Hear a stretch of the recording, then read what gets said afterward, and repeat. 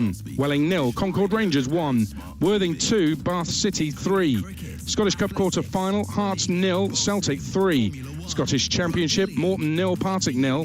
Scottish League 1, Airdrie 6, Kelty Hearts 1, Clyde 1, Queen of the South 1, FC Edinburgh 0, Alloa 2.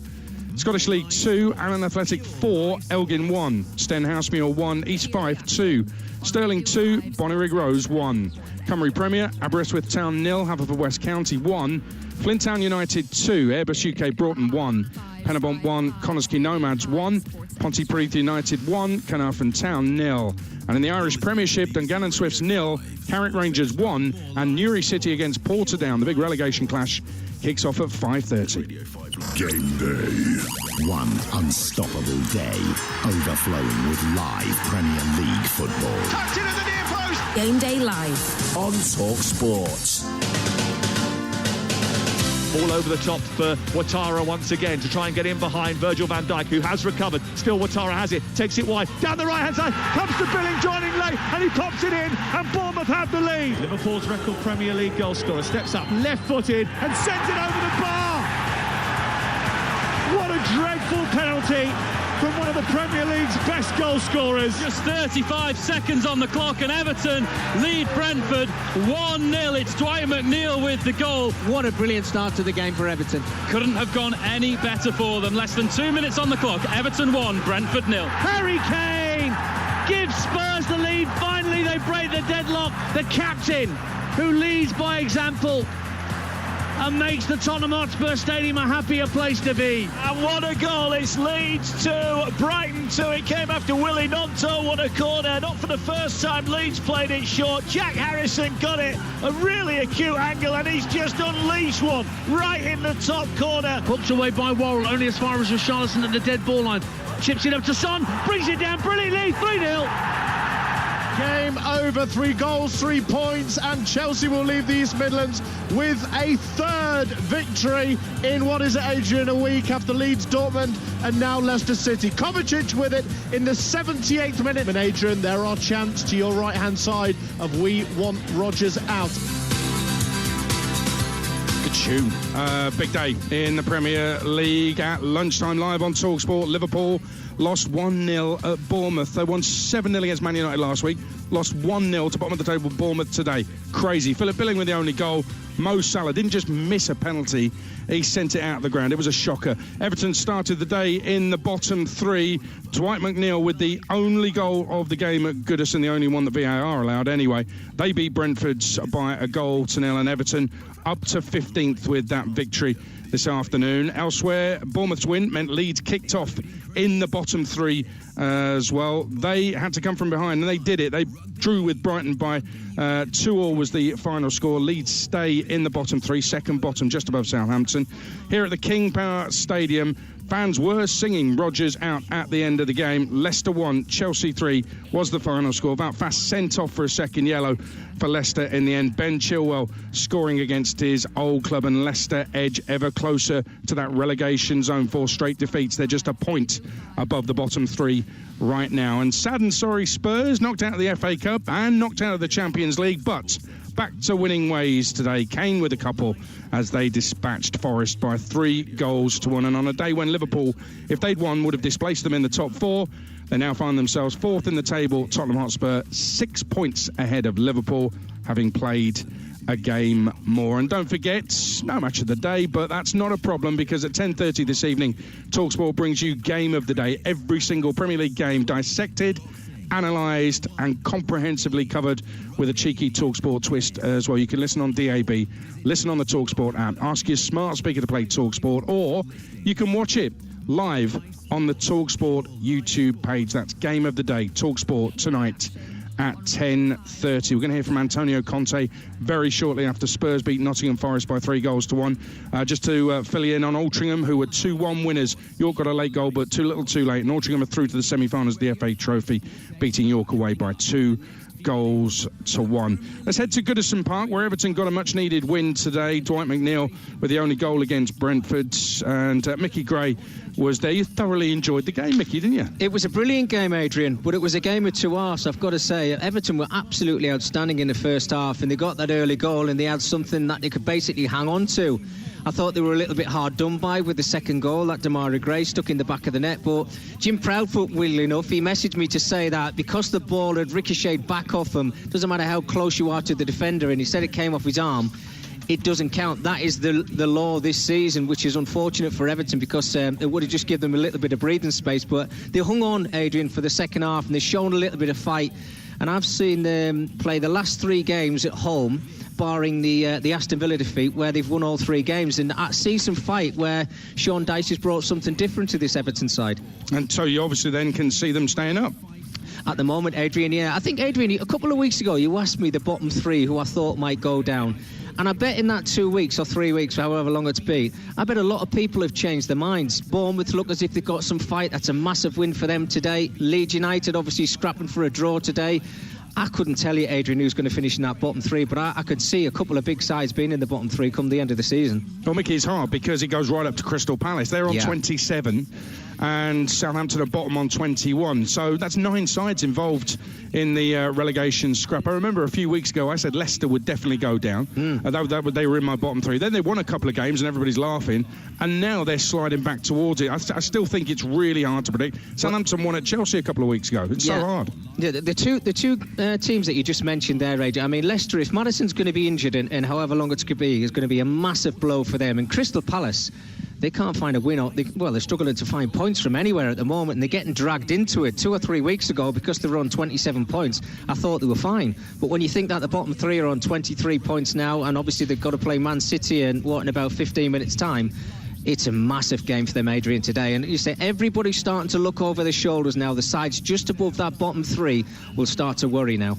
And I think Trevor Sinclair's been at Leeds. They're 2-2 draw with Brighton this afternoon. I think that's a valuable point for Leeds United, given how good Brighton are having it this season. They are still in the bottom 3, Trevor, Leeds United, but they'll be encouraged by the fact that they are close. They're just a point behind Bournemouth and Leicester, who are outside of the bottom 3. Yeah, they will be. They probably didn't deserve a point out of this game. They've had to score 2 worldies. The first one by Bamford, which was an absolute worldie finish. Great strike, took a slight deflection, but in off the bottom of the crossbar. And then the second one, unstoppable, from Jack Harrison, in off that left-hand side, onto his right foot and bent it in the top corner. They had other chances, but the amount of chances that Brighton did create and how in control they were for lots of the game just showed the difference in quality within both sides. But you have to give credit to Javi Garcia, because they weren't getting anywhere near him on the press, so they had to leave 3v3 at the back, where there's always a risk that one ball from Dunk over to Matoma down that left-hand side, and you've got a problem, because Ayling had a really difficult afternoon, all afternoon. But they went 3 against 3, and they did manage to nick the ball back a few times, and that's where the first goal came from, where Jack Harrison misplaced one of the Brighton players, went down the left and played it inside to Bamford. But they've got spirit, they've got heart, they never give up. Trevor, just stop there, because we've got Harry Kane, 2-goal hero for Spurs this afternoon, live with TalkSport Ian Danter. Thanks, Adrian. Yeah, Harry, many congratulations. That must be a much happier dressing room this evening after what's gone on the past couple of weeks. Yeah, no, for sure. Really important to bounce back today and get those 3 points, and just a really solid performance. You know, we dominated from the start, created some good chances, and was more clinical than what we have been in recent weeks. So, yeah, overall a good day, but not getting carried away. We've got plenty of games to go, and we look forward to next week now. Could you believe the Liverpool score when you were sat in the dressing room before you didn't kick the ball this afternoon? No, obviously, a surprise result there, and we knew it was an opportunity to gain some points for that fourth place challenge. And but look, there's a lot of games to go. There's going to be points dropped around us, and we need to try and make sure we capitalise when they come, and we've done that today.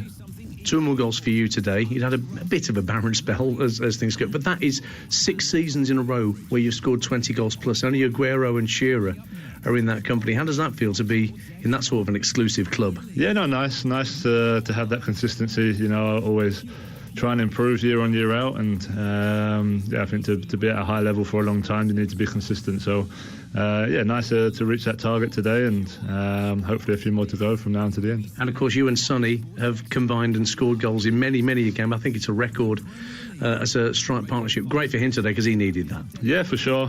Great touch and finish from him, and overall just some really good performances. You know, Richie come in and done really well, worked really hard for the team. Was unlucky his first his disallowed goal, but some really good performances, and hopefully that can build some confidence for the rest of the season. Cheers, Harry. Thank you. Cheers. There you go, Harry Kane live with TalkSport. Ian Danter, he got 2 today, and Spurs 3-1 win over Nottingham Forest. It was live on TalkSport 2 this afternoon. And Trevor Sinclair, 20 Premier League goals then for Harry Kane. He's only 7 behind Erling Haaland, second in the Premier League scoring charts. But an amazing stat there, 6 seasons in a row he's scored 20 plus. I know he's not won anything in terms of team level, but you just can't argue with those stats. He's a goal machine. You can't, and I think, listen, the Tottenham fans have been really behind him. I think they understand that there's been offers there, and he has probably tried to consider leaving the football club at times, but he stayed loyal. He's broke records there now. And I'd like to see Tottenham really go out and get a few more players, maybe a couple of midfielders and a couple of defenders, because I think if they do, they've got a great chance to get some silverware. But at the moment, it's going to be one of them where he could end up staying at Tottenham, breaking every record and still not ending up with any silverware. Yeah, you're spot on. And Mickey Gray, actually, it's a great point that Trevor's made about, I think the problem for Spurs over the years has been they've had this truly great player come through their academy. They haven't built a squad or a team around him that can compete at the very, very top level consistently. And that's the problem. That's the dilemma Kane's got with his contract running out. Well, they've got a big decision to make, Adrian, in the summer, haven't they? Because the speculation with Harry Kane's not going to go away. You know, whether it's going to be Harry Kane signing for Manchester United or somebody else, I don't know. But Daniel Levy's got to get his hand in his pocket. He's got to give Harry Kane whatever contract he wants. But you guys are right. I think Tottenham and Daniel Levy have just got to go with a blank checkbook, whether it's Conte or whether it's somebody else, and just say, right, go and build us a strong team that will keep Harry Kane at this football club, and we actually can go out and win some silverware. Because go back to that Sheffield United game, Adrian, in the FA Cup. They left Harry Kane on the bench. I know he came on, he had an opportunity late in that game, but if you want to win silverware, you go to places like Sheffield United, you've got to go and win those football games, whatever 11 that you put out. It's a big worry for me, it's a big concern. I thought they went out of the Champions League in a whimper in the midweek. I just don't think it was a really good performance. They've not really started the games this season first half. They've really chased games in the second half where they've come into the fray. And it's not good enough for Tottenham. Look, they're hanging on by their coattails to stay in that top 4 come the end of the season. If they don't, it's another disappointing season for them. And Ian Danter there talked about it being a barren spell. Let me put that into context, because he is right.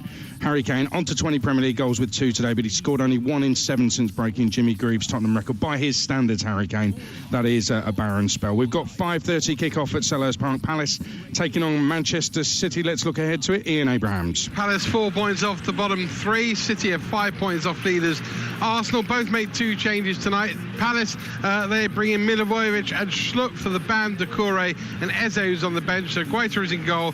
Klein, Anderson, Gehi and Mitchell across the back. Milivojevic and Sambi Lokonga. And then in front of them, Ayew, Elise and Schlupp, with Wilfried Zaha, the lone striker. As for City, the 2 changes for them. Kevin De Bruyne drops to the bench, so Bernardo Silva comes in for him. It's been a bad week off the pitch for Kyle Walker. He's left out, and John Stones replaces him. Ederson's in goal. Stones, Akanji, Diaz and Ake is a back 4. Rodri and Gundogan 2 in front of them. Then it's Phil Foden, Silva and Jack Grealish behind Erling Haaland, who got a hat-trick in this fixture back in August. The team's about to come out the tunnel here, Adrian, at Selhurst Park. It's Crystal Palace against Manchester City. Yep, 7 to kick off. We'll keep you in touch with that during the game day phone in with Jamie O'Hara and Gabby Ogbonlahor. Get your calls in now, 03717 223344. Meantime, let's get the latest from Betfair, the official betting partner of TalkSport's Premier League coverage. Game day on TalkSport with Betfair. Get a hand from Betfair's popular bet builder and easily add our fan favourite football selections to your bet slip. Terms and conditions apply. See support.betfair.com. 18+ begambleaware.org. Well, Alex Boys from Betfair, this generally, you've got to say this isn't a difficult one to predict. Man City have won 6, drawn 1, lost one of the last 8 in the Premier League, and Crystal Palace can't score and can't win, so this is a no-brainer, right? Yes, and City have won 5 of their last 7 visits to Selhurst Park, and they've scored 9 goals in the last 3 Premier League games, so no surprise to see them 1-3 on to come on and win this game here at Crystal Palace. They are, meanwhile, on the longest run of all teams longest winless run, of all teams in the top flight, having only collected 5 points this year. They're 9-1 to beat City, which is the longest priced team of any Premier League side this weekend. It's also worth noting that Palace haven't had a single shot on target in their last 2 games. As I'm sure not great reading. You'll be aware, this is a difficult time for BBC Sport and for those that work in the department, and I hope it all gets resolved. Personally, I found today very difficult. but I'm a BBC staff member. I'm a radio commentator for BBC Radio 5 Live, and we are here to provide our usual service to you, our audience, as we have done on 5 Live throughout the afternoon. This is Radio 5 Sports Extra. Let's concentrate on the football that we are about to see. Dark skies above. We are sheltered from the rain that is falling. The two teams are on their way. They'll be in front of us shortly, and Pep Guardiola's Premier League champions are in town. Manchester City start tonight 5 points behind Arsenal, who lead the table. They've both played the same number of games, 12 games to go.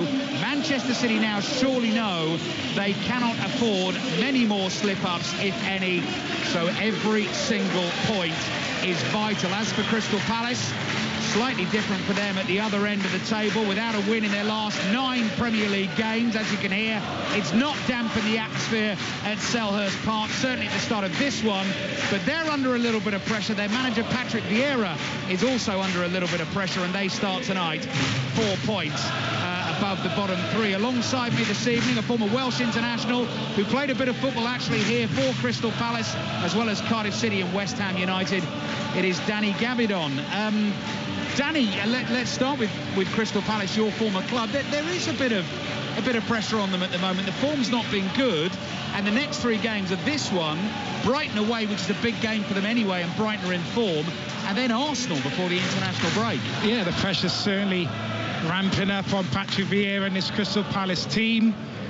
Really struggled to score goals this season. Defensively haven't been too bad, but the manager trying to get that kind of balance right between defence and attack has been a constant kind of issue, and they are looking over their shoulders now. You look at the results today, obviously Everton getting a fantastic win, Bournemouth getting a superb win against Liverpool, Leeds picking up a point. It does just ramp up the pressure on this game this evening, so Patrick Vieira have to find a way of getting a performance and getting a result and kick-starting this team again. And they have got previous good results against Man City, not so much here at Selhurst Park, but they have caused Man City 1 or 2 issues over the last couple of seasons, so they'll be looking to kind of feed off that confidence and hopefully put in a good performance. Yeah, in Pep Guardiola's time, they've won 8 out of 13 Premier League games against Crystal Palace. They've drawn 3 and lost 2. Funnily enough, both defeats actually at home for Manchester City at the Etihad Stadium. But the really interesting stat that popped up ahead of this game is that they have dropped points, Pep Guardiola's Manchester City, in 5 separate games against Crystal Palace. In Guardiola's time at City, they've only dropped points in more games against Liverpool, Tottenham and Manchester United. So it does emphasise the point that Danny is making, that they can be awkward customers for Manchester City. The teams are out, the tracksuit tops are coming off, the rain is falling. Both managers have made a couple of changes from the last Premier League games. For Crystal Palace, that was a 1-0 defeat at Aston Villa. Cech Doucouré was sent off in that game just after the hour mark, so he is suspended today. Luka Milivojevic comes into the midfield for Crystal Palace, only a 3rd Premier League start of the season for him, and Jeffrey Schlupp returns for Ebere Eze, who drops to the bench. 2 changes for Manchester City.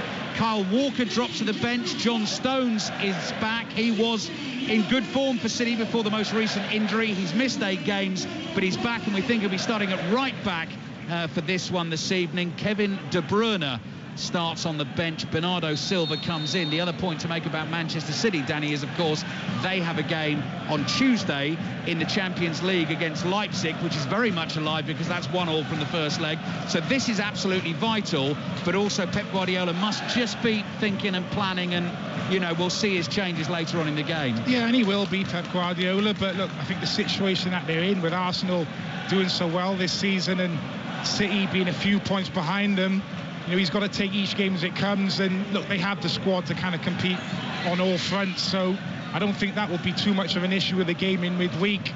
But they just look like this Man City team has started to kind of kick into gear now. 4 wins out of the last 5. Phil Foden back in the team, scoring goals, playing really well. So this is a difficult ask for this Crystal Palace team this afternoon. It really is. They do look like they're starting to kick into gear and really turn the screw. Both managers at the moment sheltering in the dugouts against the wet, wintry conditions. Pep Guardiola, I think, had the beanie hat on and his arms were folded tightly across his chest. Patrick Vieira leaning back as well, looking cool and calm as ever, but could obviously do with a big result here for Crystal Palace. about to get underway here on Radio 5 Sports Extra. Crystal Palace in home kit, first choice kit, that is the red and blue vertical stripes, blue shorts with the red stripes down the side, the blue socks with the red tops, and Manchester City in change kit, which is the sort of very light lime green, almost yellow shirts with the dark blue bands across the front, the dark blue shorts, and then the matching light green socks. We've kicked off and Erling Haaland wins a header from a ball downfield from Ederson. Rodri plays it back into defence, and John Stones is ostensibly playing right back, but obviously being Manchester City in possession of the football, the first thing he does, Danny Gabardon, is move straight into the midfield.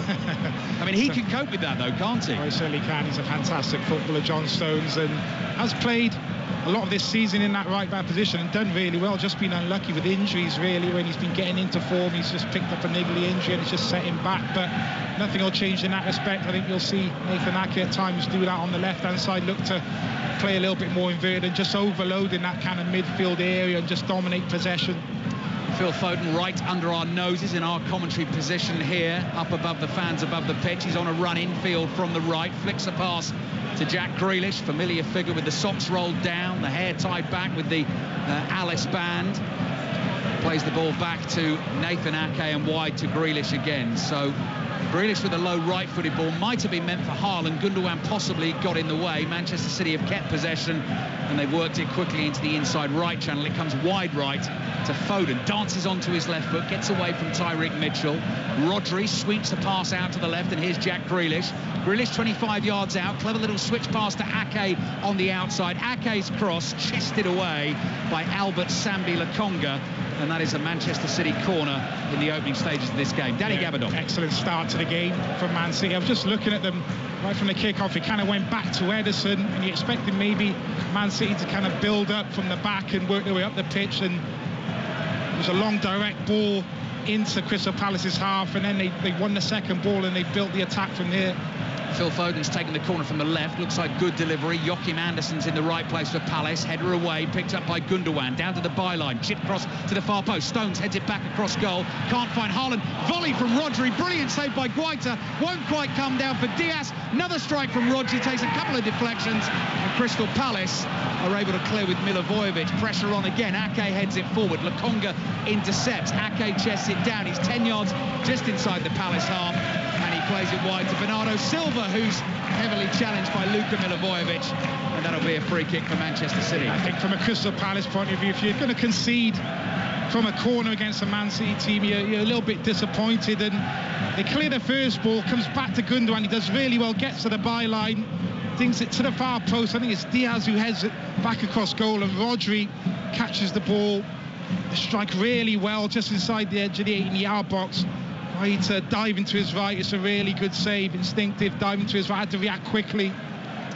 Guaita in goal for Crystal Palace, whose palms have already been stung. Nathaniel Klein, right back, Tyreek Mitchell, left back, Joachim Andersen, Mark Gahey, the two centre-backs. Midfield three of Luka Milivojevic, the sitter, Albert Sambi Lokonga on loan from Arsenal, and Jeffrey Schlupp alongside him.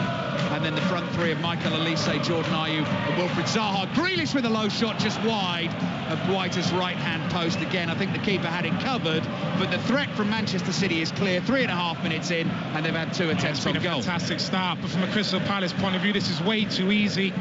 Jack Grealish picking the ball up on the touchline, left-hand side, drives inside Nathaniel Klein, he sells himself. Milivojevic coming across, doesn't get there, gets the shot away inside the 18-yard box, really should have scored, just dragged the shot wide. AVB, as you said.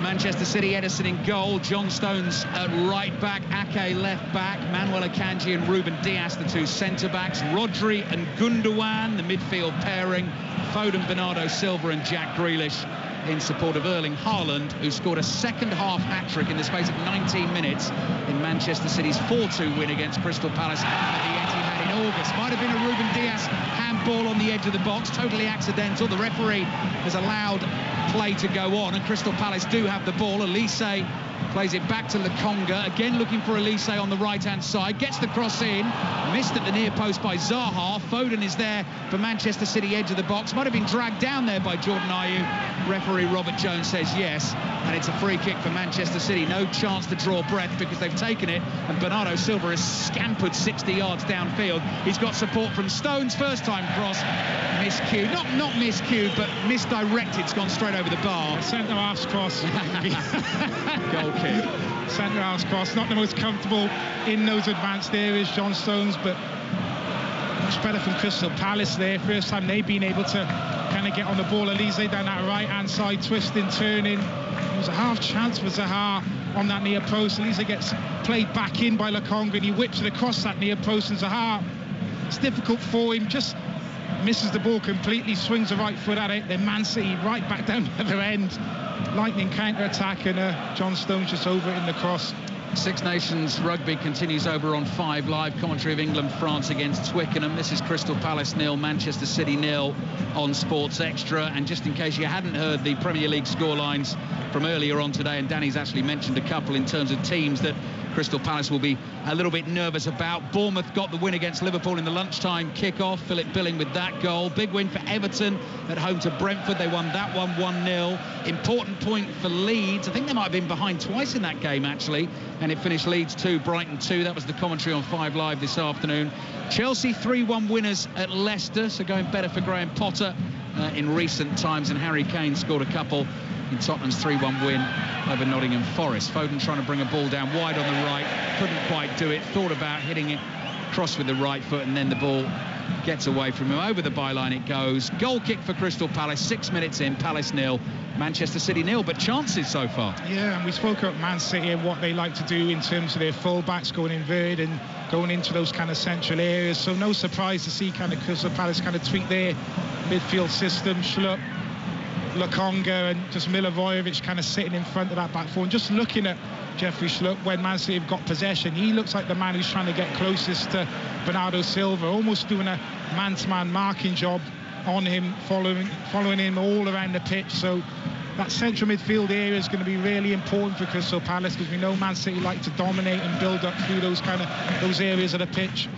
They're building up right now with Ruben Dias just crossing the halfway line. Bernardo Silva, Jeffrey Schlupp sticking to him. Bernardo Silva's got a big muddy smear already across the back of his shirt. Came on, of course, in the last game against Newcastle, and as soon as he came on for Kevin De Bruyne, found the space and scored the goal to make that game safe for Manchester City. Threats everywhere you look. Here's Akanji, powers his way down the right, gets away from Jordan Ayew, then stops and turns. He's about level with the edge of the Palace penalty area, rolls a pass back, it's beyond Foden. Zaha knocks it into Foden, and the ball goes out for a Crystal Palace throw. I can actually remember playing in a Crystal Palace shirt away at the Etihad. Tony Pulis was actually the manager, and we was doing pretty well in the game, and he actually brought a player on to man-mark David Silva. And David Silva, he could not believe it. He wanted to actually go off the pitch. He was like, I cannot believe this. This isn't football. This isn't football. He was disgusted. Let me play. Look, needs must. Lokonga, good turn and movement inside the Crystal Palace half. Not great control from Wilfred Zaha. Apologises. The pass was good, and he couldn't keep control. Pep Guardiola is out, and the hands are waving, and the head is nodding, and the mouth is moving very fast to get the instructions out there. Rodri bullets a low pass out to the left to Grealish. Grealish makes about 5 or 6 yards forward, plays back to Ake in midfield. Rodri across to John Stones. So John Stones has taken up position now in the midfield for Manchester City, and they sort of move to the back three of Ake, Akanji and Dias. Foden gets a bit lucky, ball bounces back to him, little back heel to Bernardo Silva. Cross comes in looking for Haaland, headed away from him by Anderson. Good defending. Here's Lokonga. Lokonga side puts his pass to Elise on the right. It's Elise against Ake in a one-on-one, and Ake is just jockeying for position at the moment. Elise tries to take it past him. Ake does well. Watch the ball, made the tackle, plays a little 1-2 with Rodri, and back it comes to Ruben Dias. Yeah, but he is the one that Crystal Palace need to get on the ball. Obviously great to have Wilfred Zaha back fit. Elise, if they can get him on the ball on that right-hand side, running at Nathan Ake. He is a player with fantastic talent. Just need to get enough of the ball though, Crystal Palace, so that is going to be key on the turnover, because there is going to be long spells in this game where they don't see the ball, but when they do get it back, they have to be really precise with their passing, and can they get the ball into Elise and Zaha on the counter-attack? Phil Foden's just taken a whack on the back of the legs there. Tyreek Mitchell was hounding him, trying to hound him out of possession inside the Manchester City half, and couldn't get the ball, and Foden thought about continuing, and actually it was a sore one. So down he goes, and the referee spotted it and gives Manchester City the free kick. Bernardo Silva now has the manager in his ear, so he's got to go out and relay the message to the rest of the team. We've played almost 10 minutes, and so far Palace 0, Manchester City 0. Manchester City, who drew one and lost one against Crystal Palace last season. Palace 2-0 winners at the Etihad, and the game finished 0-0 here at Selhurst Park. Miscontrol from Phil Foden, big cheer from the Palace fans, and it's a throw-in for the home team midway inside their own half on the left. Yeah, Crystal Palace were actually 2-0 up after 21 minutes, I think it was. Yeah.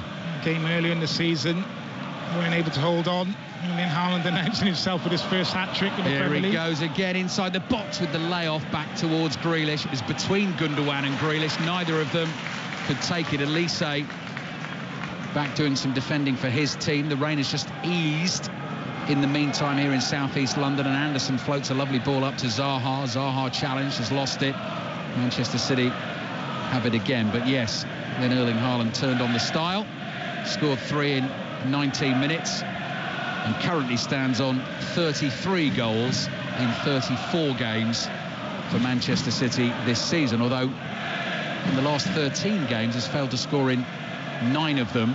So the goals came thick and fast at the start. They slowed up a little bit, but he did get a hat-trick against Wolves recently, so I don't think we're writing him off, are we? He couldn't keep that up. No, he couldn't keep that up. He really exactly. couldn't. Six more goals than the whole of the Crystal Palace team as well. That's right. Diaz's ball to Ake. Grealish with a first-time pass. Back to Diaz. Diaz just inside Crystal Palace territory. Wide to Ake on the left. Back to Diaz again. Rodri just jogs into position ahead of him. Diaz plays it back to Ake. Ake down the left to Grealish. Ake offers himself again. Grealish is there wide on the left. Ake gives it back to him. Very patient. Staying in one portion of the pitch at the moment. And then Ake plays it infield to Rodri, who looks to his right and sees space for Akanji. Akanji about 35 yards out. Quick ball to Gundogan. Let it through his legs looking for Haaland. Haaland's got in a tangle. In fact, those are bootlaces tangled there between Joachim Andersen and Erling Haaland.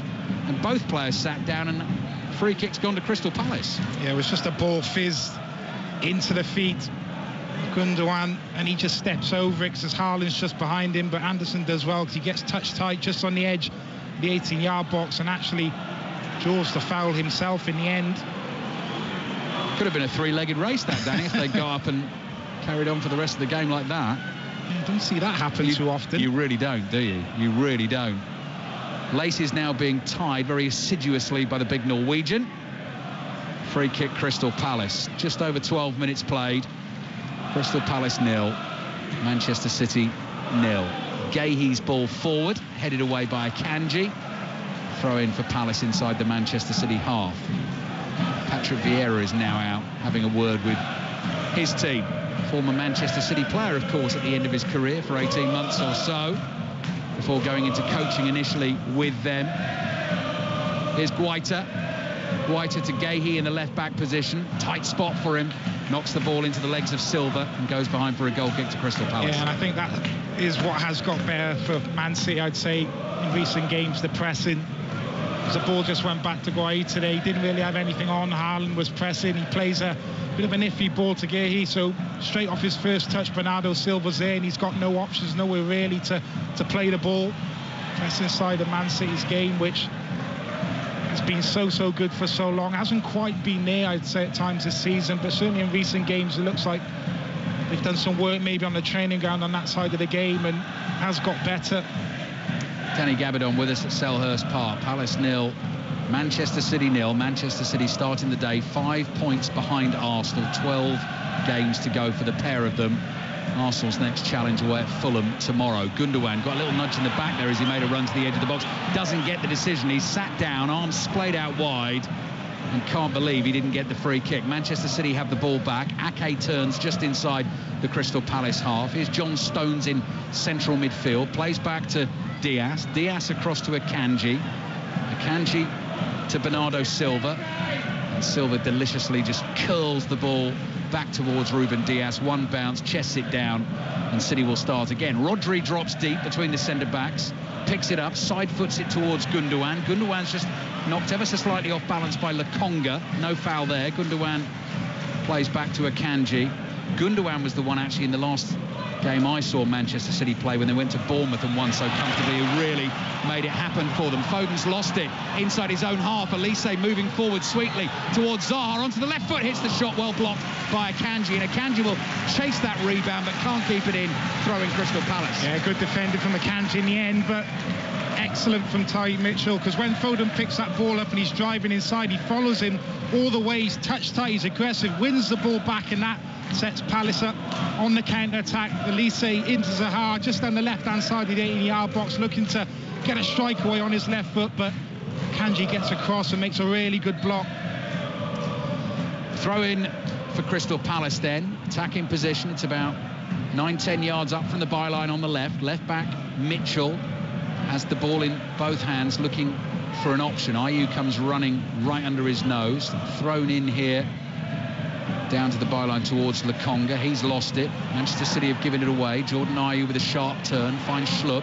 Schlupp's crossed into the penalty area, headed down to the feet of Gundogan. Gundogan, good vision, floats it clear, looking for Foden. Foden can't get onto it. Ayew tries to chest the ball forward down. Gundogan's then caught by Ayew, and that will be a free kick for Manchester City. Yeah, and that is what Crystal Palace need to do. Ayew gives away a foul there, a little bit too over-aggressive, but it's very easy to be passive against Man City, I would say, because a lot of teams, there's a reluctance to kind of press, and Palace are doing that. They're not really pressing the likes of Ruben Dias, Akanji. They're sitting off kind of around the halfway line. It's very easy to kind of get passive and allow those balls to get played into those central areas, into the likes of Haaland. But when those balls are going into midfield, they have to be really aggressive and step onto Man City and try and win those balls back and counter-attack. Well, they've done it again here. Erling Haaland this time has conceded a free kick. It was a ball forward into his feet. Haaland had dropped deep. It didn't reach him.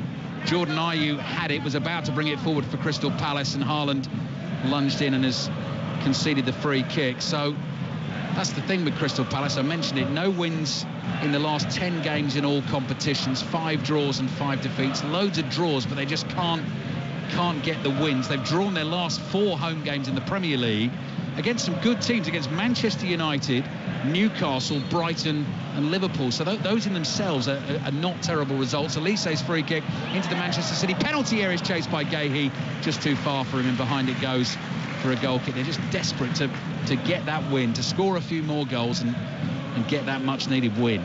It is about kind of getting that balance right with Crystal Palace. I think, as I said, defensively been too bad. I think 7th best defence in the Premier League this season. That hasn't been too much of an issue, but it's been the other end, creating chances, shots on target, shots off target. It's been really poor from them, not enough goals. Here come Manchester City. Grealish flying forward, trying to find Haaland. Pass is blocked. Ayew's there for Crystal Palace inside his own half. Lokonga to Zaha, turns it around the corner looking for Ayew. Akanji was there to intercept, gets Manchester City on the attack down the right with Bernardo Silva. He makes 5 yards forward and then comes back, and Manchester City slow it down. 18 minutes played in the first half. Radio 5 Sports Extra live from Selhurst Park. Crystal Palace 0, Manchester City 0. Grealish just running away from the likes of Elise and Nathaniel Klein. They're happy to let him go because he's now released the ball back into the City half. Akanji to Rodri. Rodri chased by Zaha, glides away from him just outside the area, finds Haaland, hits the shot hard. Good block on the shot by Gahey, but immediately Manchester City come again. Ake to Silva, back to Ake. Ake out to the left to Grealish, lays it back to Ake again. Rodri calls for it and they work it back to Ruben Dias. Rodri there just skipping away from Zaha. He needs to do a little bit better than what we saw there. Skips past him and then he's driving 20 yards towards the 18-yard box and the ball into Haaland, and they don't want to give him too many sides. Enough because the Palace body's back there in the end to make the block, but a bit too much space in that midfield area. Grealish, little ball to Ake on the left. Time to get that cross in. Can't find Haaland. Header clear only as far as Ayew, just outside his own penalty area. Has to be careful. He's half tackled and the ball runs away from him. But back to his goalkeeper, Vicente Guaita. who is clad all in pink, and in terms of flesh, actually all you can see is his face, because it is bright pink jersey with a sort of pink underlayer, white gloves, pink shorts, pink leggings, pink socks, and white boots. Looks like one of those squashy sweets, actually, that my boys were eating in front of the telly last night. Jelly baby. That's right, exactly, yeah. Here's Ederson. Ederson, we can see his knees. He's in dark blue. Blue shirt, blue shorts, white socks. And he's played the ball out quite simply to Ruben Diaz, who's taken it up to the halfway line. Milivojevic has come up there just with a little press and then goes chugging back into his midfield position. 25 minutes still to play in the first half. At half-time during the commentary, we'll join our colleagues over on 5 Live. They're bringing you commentary from Twickenham of England against France. France off to a flyer in that one. Here's Grealish, wide on the left. Klein's backpedaling. Elise's there to help. Grealish fizzes a pass back to Stones. Rolls it across to Akanji. Akanji takes one touch, slides it out to Foden. Foden down the right to Bernardo Silva. Attacking position, wide right for Manchester City. Just teasing Tyreek Mitchell at the moment. Tries to jump back onto his left foot. Mitchell's there. Schlupp's there, beg your pardon. Makes the tackle, throw in Manchester City. Yeah, does a really good job there, Schlupp. Ooh, throw from Silva. Saw the run of Rodri. Rodri was there, and then the first touch was heavy, and it ran away from him. Goal kick, Crystal Palace. Nice idea. Just off the throw in, just making that run down the side of the 18-yard box. Rodri.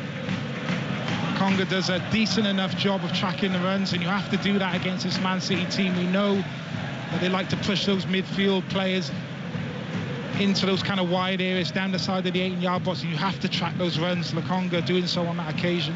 Referee Robert Jones just gave the watch a little tap there, Danny, to say, come on, lads. It's a bit early for time wasting. It's a bit early for that. Vicente Guaita being given the old hurry up here.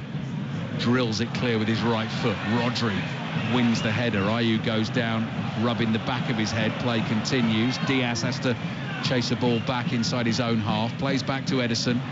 Ayew's back on his feet and okay. So Ayew's wide left, Elise's wide right, and it's Zaha through the middle. And that ball from Stones to Rodri. Rodri quickly ships it on to Gundogan, just inside his own half. Haaland jogging into space in a central position ahead of him. Gundogan lays it back to Rodri. Rodri drags it to the left and plays a ball to Ake. Grealish pops up infield. Grealish turns on a sixpence, turns back again and finds Ake. Ake back to Diaz, across to Akanji, making strides into the Palace half on the right. Foden off the right-hand touchline, tried to lay it off to Stones. It was intercepted. Here's Zaha. Zaha looking for support, gets it from Mitchell, and Phil Foden's desperately trying to win it back. Mitchell's ball down the left, intercepted by Akanji, and out for a throw into Crystal Palace. They do have the players, Crystal Palace, to hurt Man City on the counter-attack. Plenty of athleticism, pace, trickery in those forward areas. Mitchell just looking to release Ayew down this left-hand side. It was a good interception by Akanji in the end. Midway through the first half, still 0-0. Crystal Palace against Manchester City. Schlupp's there.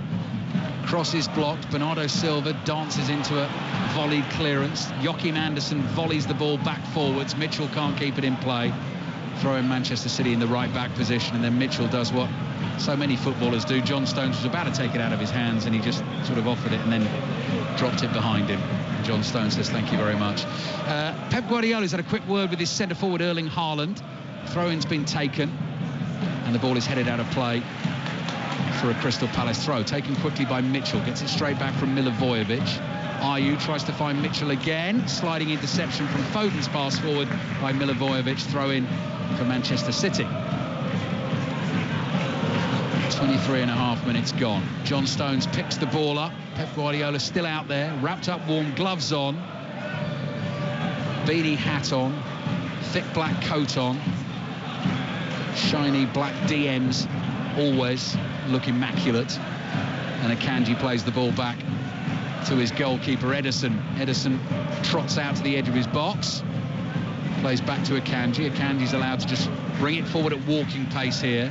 Support from Silva on his right. Silva back to Akanji. Akanji looks up and goes for the longer ball, looking for Gundogan over the top. It's in the air for a long time. They're headed away by Lokonga. Side-footed pass back to Anderson, to Guehi. Goes back to Guaita. Guaita has time with his left foot, clears up towards the halfway line. Stones in to win the header.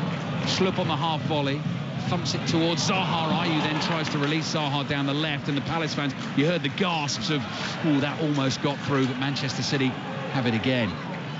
Ake wide to Grealish, deep inside his own half. Grealish picks it up and starts a familiar sort of diagonal run into the Palace half. Clips the ball out to Ake on the left. Ake to Rodri. Here's John Stones gets involved. Back it comes to Diaz, and Manchester City move forward as one now as they sweep up the field. Akanji infield to Stones, midway inside the Crystal Palace half. Across to Ake, 35 yards out now, looking up, looking for an option. Back to Rodri. Stones to his right. Rodri still has it. Can't thread that pass through the massed ranks of Palace defenders and midfielders. Akanji's cross in, looking for Haaland again. Anderson's there, has it covered. The ball hits Bernardo Silva on the back. Runs to Grealish. Grealish beats Elise. Looks for the 1-2. It falls to Silva. Silva stand up, cross towards Haaland again. Headed away from him, this time by Schlupp. Foden onto it for Manchester City. Chases the ball out. And City come back to the halfway line. And just looking at the movements of Bernardo Silva, as we said, he's pretty much being man-to-man marked by Jeffrey Schlupp. And it's a difficult thing for both players. How does Bernardo Silva kind of free himself? Jeffrey Schlupp trying to follow him all over the pitch. He's actually, Kanji takes a shot on. He's actually gone over the left-hand side now just to try and get away from him. Danny paused there for a second because he thought I was going to have to pick up and describe Akanji rifling one into the top corner from 25 yards. He's never scored for Manchester City, and he's not done it yet either, Danny. That was miles off target. Not the best effort, but 3 or 4 crosses now into Haaland, haven't they? Looking for him. He's trying to drop off the centre-backs, and they've covered it every time. And it's a new option for Man City with Haaland being in this team. It's something really that Man City have not been able to do. That's a good ball. He's offside. Zaha in and away behind the Manchester City defence. Right idea. The flag goes up and Manchester City get the free kick. Yeah, it just went too early there. But in the past you see Man City get into wide areas, get to the byline, and it's very much kind of cutting the ball back. The players running onto things. But obviously with Haaland now coming into the team, he gives them that option of just standing the ball up, and they've tried that, Man City, on 2 or 3 occasions. But credit to Anderson and Guehi alongside it. They've been equal to every cross that's come into their 18-yard box so far. Ball back here to Ruben Diaz. Diaz across to Nathan Ake. Possession heavily in Manchester City's favour, as you'd expect. Ball wide to Bernardo Silva. Silva level with the edge of the box on the left. Into Grealish, back to goal. He's able to turn and suddenly sees 3 Palace players in front of him. Holds them off. Turns a pass into the feet of Silva. Silva's covered by Lokonga. He's tackled, and that'll be a throw-in for Manchester City. Attacking position on the left. Just over 15 minutes to play in this first half here on Radio 5 Sports Extra. Grealish back to Ake. Ake to Rodri. 30 yards out, inside left channel. To Silva. Clever ball. Ake. Cross. Haaland. Oh, he's put it over the bar. Best chance of the game by a mile. Erling Haaland possibly surprised that the pass found him, but he's normally deadly from there. Lent back, and it's over the crossbar. Yeah, should have scored. 5 or 6 yards out, central position. They work it brilliantly, Man City, from that left-hand side. I was just speaking about Bernardo Silva moving over that side to get away from Guehi. He picks the ball up in a pocket of space, plays the ball into the path of Ake, who's free inside the 18-yard box, and he just squares it across the 6-yard box. Haaland times his run brilliantly, and just the connection's poor. He just needs to keep that down, and he scores. Somehow scoops that over the bar. You do not see him do that very often at all. Very unusual for Erling Haaland, and he immediately looked up to the heavens, puffed out his cheeks and blew out a big sigh. He knows, and he will be fuming that he's missed that chance. Palace 0, Manchester City 0, but he probably also knows, playing for this team, that another one will come along. That's exactly right. He'd be disappointed with that. Yeah. Waiting for the net to bulge, but brilliant move from Man City, how they just opened up that Crystal Palace defence. Grealish, darting run forward. Haaland trying to lay it off to Gundogan. Difficult one for Haaland to control. Lokonga brings it out, runs into Ayew. Palace causing themselves a few problems here. Ayew wriggles out of a tight spot. Lokonga lays it off to Elise on the right. Ball played back to Joachim Andersen, edge of his own penalty area. Bernardo Silva chasing as hard as he can to close it down as the pass comes to Guehi. Miscontrol from Milivojevic. Rodric sees the opportunity, finds Gundogan. Gundogan forward to Haaland. Difficult angle for him. Haaland just holds off Gahey. Back to Grealish. Grealish running across the face of the penalty area, thinking about releasing the shot. Haaland stayed wide. Low ball into the near post. Guaita blocks. Haaland's there. Comes off him, goes right across the face of goal. No one there to tuck it away. Here's Foden. Foden plays back to Stones. Crystal Palace under real pressure at the moment. Still 0-0. Foden to Rodri. And Rodri away from Milivojevic. That's 2 from Milivojevic, both on Rodri in the last couple of minutes, and referee Robert Jones is going to have a word, and he's saying, I've let you get away with the first, not the second yellow card. Yeah, a couple of poor moments there. Milivojevic, firstly, ball getting played into him, gives the ball away, then he dives in, and they do well in the end to scramble bodies back Crystal Palace as that ball gets fired across the 6-yard box, and then silly foul from Milivojevic on Rodri, just kicks the back of the Achilles. Have no complaints really. Milivojevic in that midfield because Cech Doucouré is suspended after the sending off against Aston Villa in the last game. Only a 3rd Premier League start for Luka Milivojevic, who's been here a wee while now. Joined the club back in January 2017 when they were in trouble, actually. Then one of the signings made by Sam Allardyce that dug them out of it. Free kick for Manchester City. Gundogan's ball into the far post, headed straight at Guaita. Guaita's made the save. Another chance, offside, wouldn't have counted anyway. Assistant referee's flag was up. I think it was it Rodri at the far post who got the header in? Yeah, Gundogan, excellent delivery into that far post. Rodri just goes early. Thomas Anderson was the guy who's assigned to marking him. It's a good save from Guaita in the end, no more than 3 or 4 yards out when he's heading the ball, but just didn't time the run.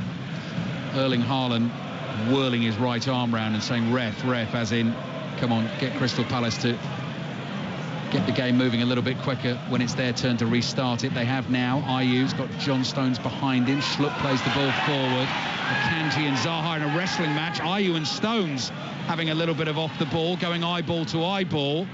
Ayew didn't like something there, gave Stones a shove, and Stones then stood up and slightly towered over him. It's calmed down for now. Diagonal ball forward from Diaz, looking for Haaland, headed away by Gahey. Foden reacts quickly onto it. Good first touch. Little lay back to Haaland. Haaland drives the shot. Schlupp blocks it, and it runs to Milivojevic. Wants an option here, Milivojevic. Clips it forward with his left foot. Diaz clambering over the back of Wilfried Zaha and wins the free kick as the Crystal Palace man. And he's going to have to do that this evening. Wilfried Zaha, not the strongest part of his game, being that kind of target man striker and trying to get hold of those long balls that come forward. And I'm not sure that was actually a foul. Diaz, yes, he is tight to him. There is contact, but I think he's very good at drawing the foul there, Zaha. I mean, you'll know, Danny, because you've had to do that a million times. Diaz was sort of saying to the referee, I'm trying to win a header, I'm trying to get to the ball. Free kick's taken here. Zaha is onside, receives it inside the penalty, drives it with his right foot across goal. Well off target in the end, actually. Worth an effort. Might have been deflected on the way through. Yes, it was. Corner for Crystal Palace. Yeah, well done, Crystal Palace. They take the quick free kick. Zaha with a clever movement in behind where he's much better. Just running off the back of Akanji. Gets it down the side of that 18-yard box, and he turns back inside. Look at the bend one in that far corner. Just clips off the left leg of John Stones there. This is when the chairs on wheels work well in the commentary position here. There's a big pillar in the way, but you can slide to your left to see Elise deliver the corner into the far post. Headed up in the air. Ball drops down. Grealish chases. Milivojevic nods it forward. Ake's there and just flicks it over his right shoulder and out for a throw-in to Crystal Palace. 12 minutes remaining in the first half. As I said at the start of the night, Arsenal, Premier League leaders, 5 points clear of Manchester City, away to Fulham tomorrow. But Manchester City know they have to win. Got to keep the pressure on, try and close the gap to 2. Bournemouth very nearly did them a favour against Arsenal last weekend. Arsenal fans will be listening to us this evening, hoping Crystal Palace can do them a favour. Fascinating title race at the moment. Throw-in for Palace on the left. Still waiting for this to be taken. Referee gives it a blast on the whistle and says, come on, let's go. In it comes. Stones heads it away. Bernardo Silva doesn't jump for the next one. Akanji clears with his right foot. Comes back to Gahey. Gahey to Mitchell. Ayew on the left wing for Crystal Palace. Tackled. Throw in for the home team again. Taken quickly this time by Mitchell. Milivojevic scoops the ball down the left. Ayew will get to it. Controls it. Rodri's there to cover it. Ayew tries to take it inside him. then takes a theatrical tumble. Never going to win a free kick like that. Clearance which Haaland will chase. Gahey should just get there first, does. Haaland gives him a gentle push in the back, and Gahey doesn't need any further encouragement. Free kick for Crystal Palace. Yeah, it was a good race between the two. Both really quick plays. Just thought Haaland was going to put the afterburners on there, but so did Gahey. He gets there first, and it's just an arm in the back of Haaland. Doesn't take much when you're running at that pace to send Gahey over. Just in terms of that title race, looking at the Premier League table at the start of this weekend, if Manchester City win all of their last 12 games, they would finish on 94 points, which would actually be one more point than they won the title with last season when they edged Liverpool by a point. They have still got Arsenal, Liverpool and Chelsea to come to them. And they've also got to go to Brighton. Diagonal ball out to Elise. Wonderful control. Ake's there. Tackles Elise, and actually Manchester City get the throw.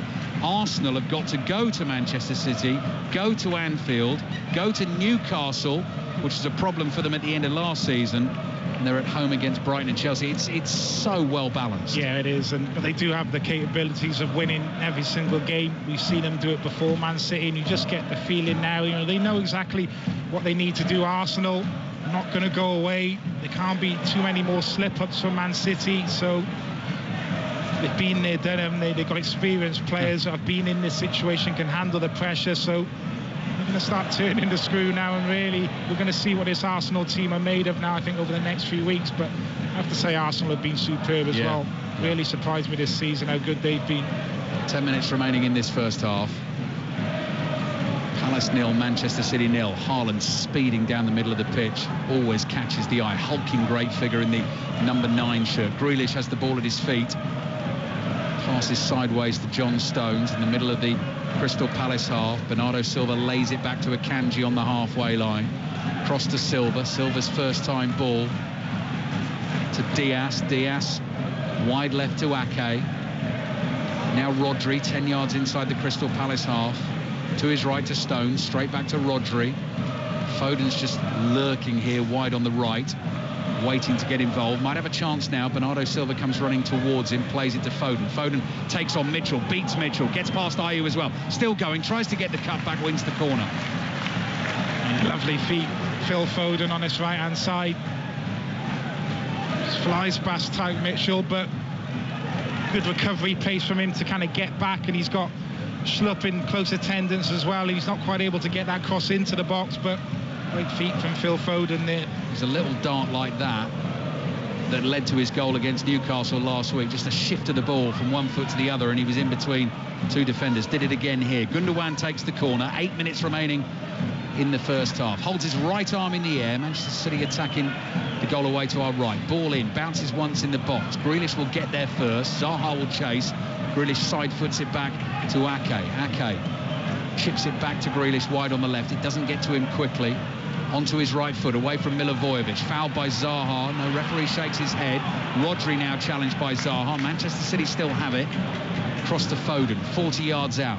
High floated ball in towards Ruben Diaz. Header is won by Joachim Andersen. Manchester City have another corner. They've dominated possession, Man City, as you would expect, but I think on the whole, from the defensive point of view, Patrick Vieira will be fairly pleased with how his team has kind of protected his goalkeeper. Only the one real big chance, the Rodri strike, which forced a really good save from Guaita. There has been one or two moments on the counter-attack for Crystal Palace as well. Corner this time from the left. Gundogan took the one from the right. Phil Foden's going to take the one from the left in front of the Homestale Road end. This is high and deep. Stones heads it back across goal. Cleared for now. Grealish out to Foden. Space for Foden inside the area. Looks for the cutback. Gahey's there to clear. Haaland was waiting. Rodri was waiting. Akanji was waiting. And he couldn't find any of them. Still the best chance of the game so far. Fell to Haaland, which he side-footed over the bar from 6 yards out. Jordan Ayew's won Crystal Palace a free kick. Should have done better there. The touch from Foden to kind of just skip by Ayew was sensational. And he's got numbers in the box, and not often you don't see him kind of pick a man out, but just chose the wrong option on that occasion. But it's just brilliant skill again as the ball comes out to him. Ayew just thinks he can kind of get to the ball, and the touch to just go past him is brilliant. Just the final ball in the end. Was there an argument to possibly shoot there as well? Yeah, quite possibly. Yeah, it was a tightish angle, but the ability that he has, I just think he's that kind of player as well, isn't he? He'd rather kind of set a teammate up rather than score himself. It was Bergkamp. Bergkamp always said that. Got more joy out of an assist than he did of actually scoring goals. Foden has 4 in his last 3, so he can score them as well. Palace 0, Manchester City 0. Just over 5 minutes remaining in the first half. Grealish down the left-hand touchline to Bernardo Silva. Little step over from him. Pass back to Grealish. Grealish fancies taking Lokonga on. Brings him infield. Finds Gundogan. Gundogan to Ake. Ake out to the left to Bernardo Silva. Little dink ball back to Ake. Had to be quick to shovel it back to Ruben Dias. Forward to Rodri. Just inside the centre circle, inside the Palace half. Across to his right to Akanji.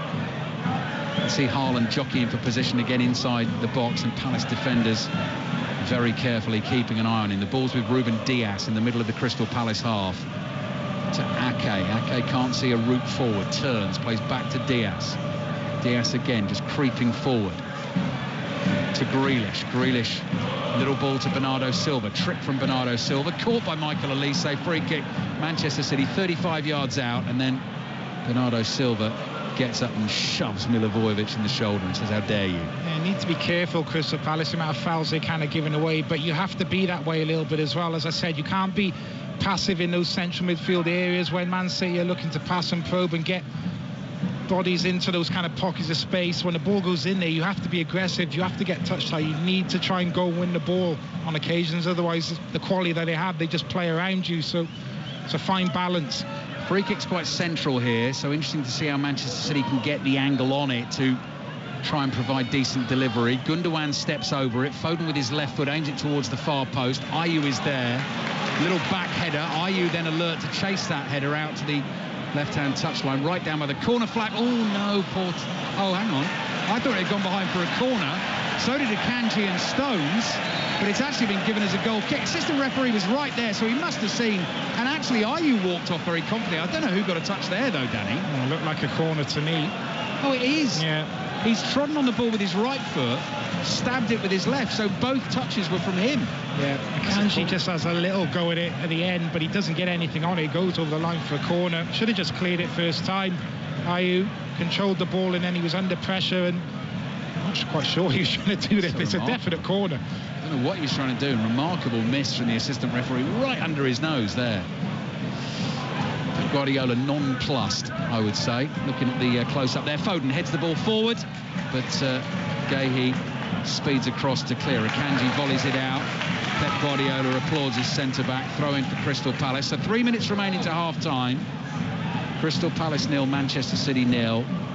At half-time, we'll be over to Twickenham, and you'll get 14-15 minutes or so of commentary of the Six Nations game between England and France, and then Danny and I will be back for the second half of this one in the Premier League. Palace 0, Manchester City 0. The ball's hit Bernardo Silva in the hand. Crystal Palace get a throw. There was another one of those earlier in the game, actually, which was a Ruben Dias handball, and advantage was played. I mean, nothing Bernardo Silva could do about that. He was so close to him. Guéhi plays back to Joachim Andersen inside his own half. Hopeful ball down the left. Stones heads it away. Milivojevic nods it forward. Schlupp's header towards Ayew. Falls for Stones. He lets it bounce. Ooh, Haaland wrestling with Guéhi on the halfway line. Has caught Guéhi in the face with his right arm.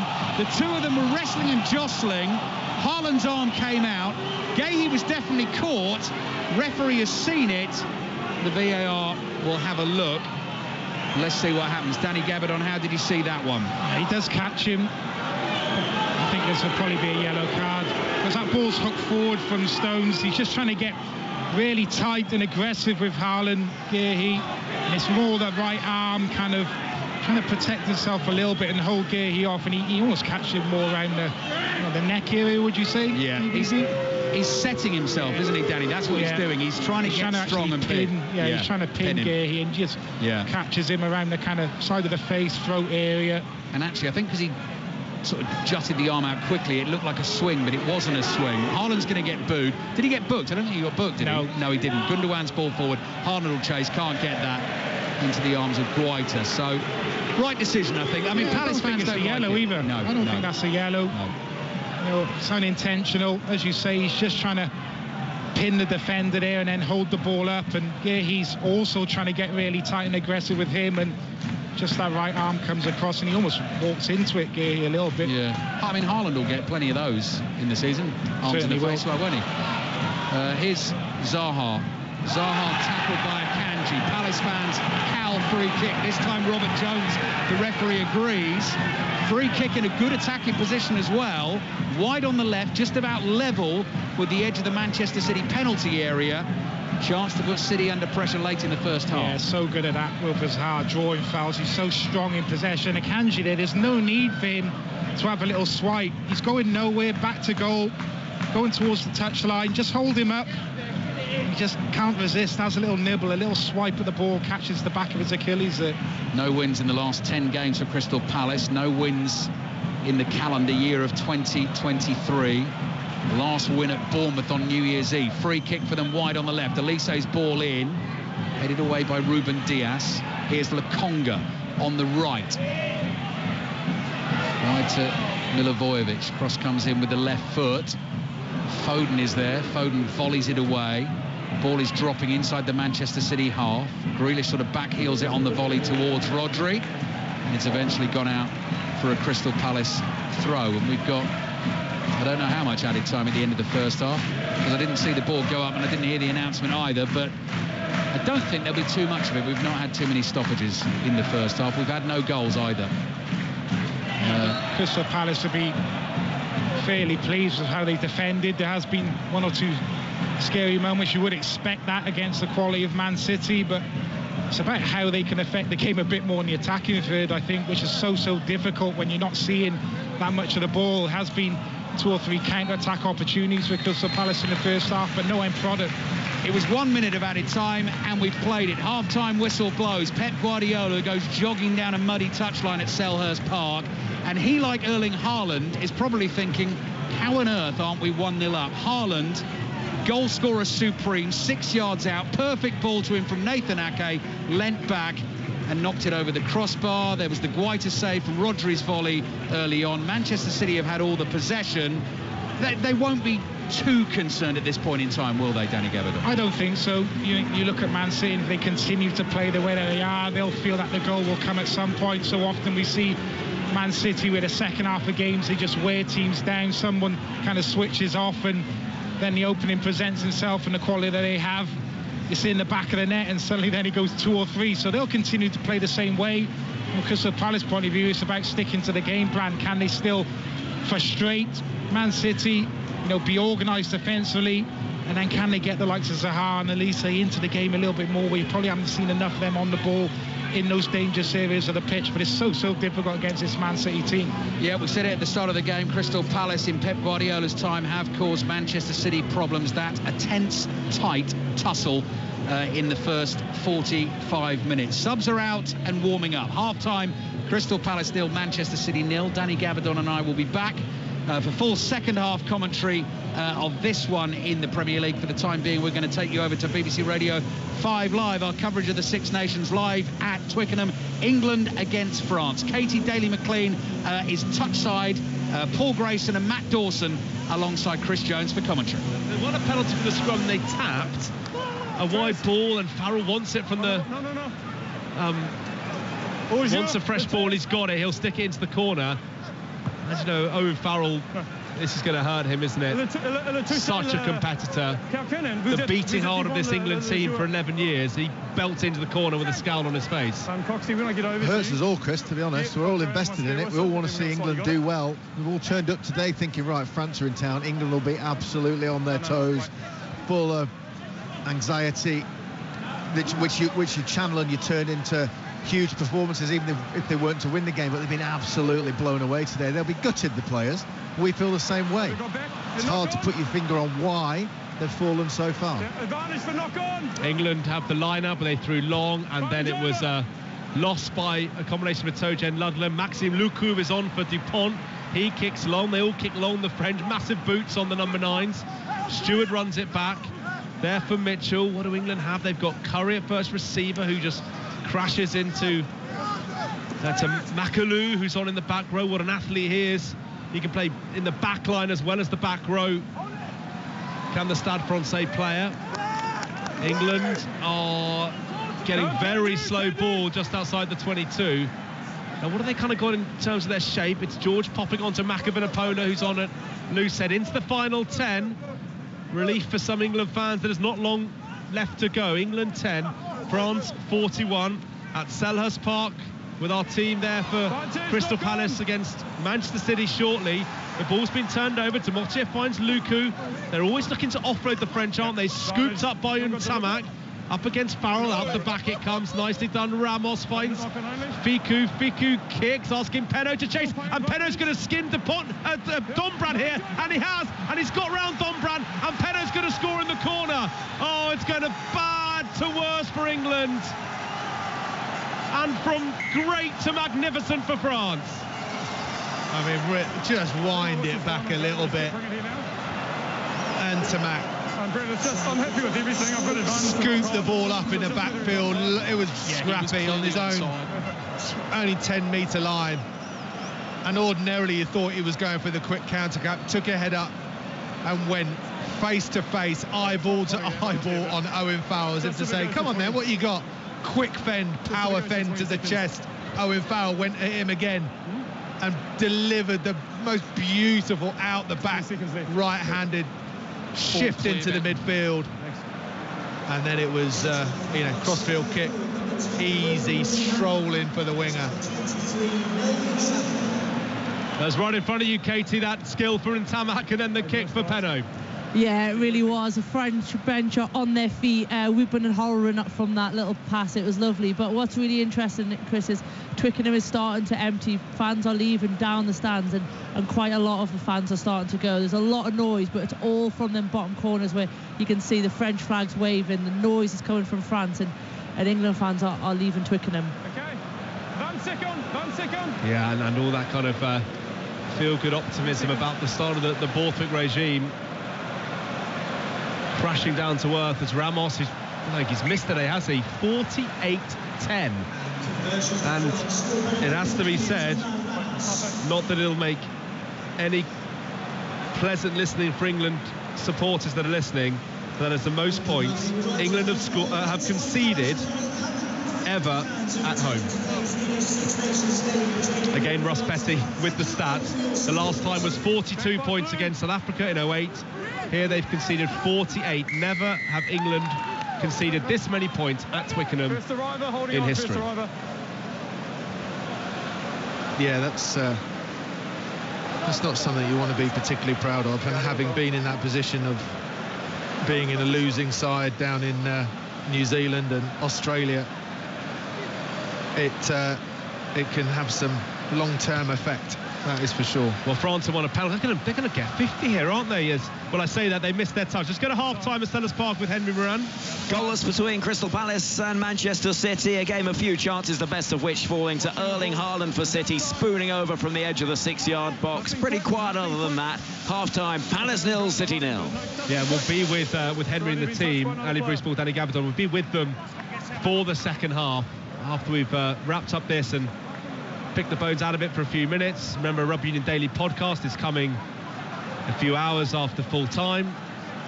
Paul and Matt will gather their thoughts, although both of them are looking on fairly forlornly as France, through their replacement Hooker Malvaka, thrown into the line-out, and they're just full of wit and invention here, France, aren't they? Another little ball, Ramos, lovely play to Mortier, out to Penaud in the goal. This is just sublime. This is rugby from the gods from France. Penaud's got another one, and they've smashed 50.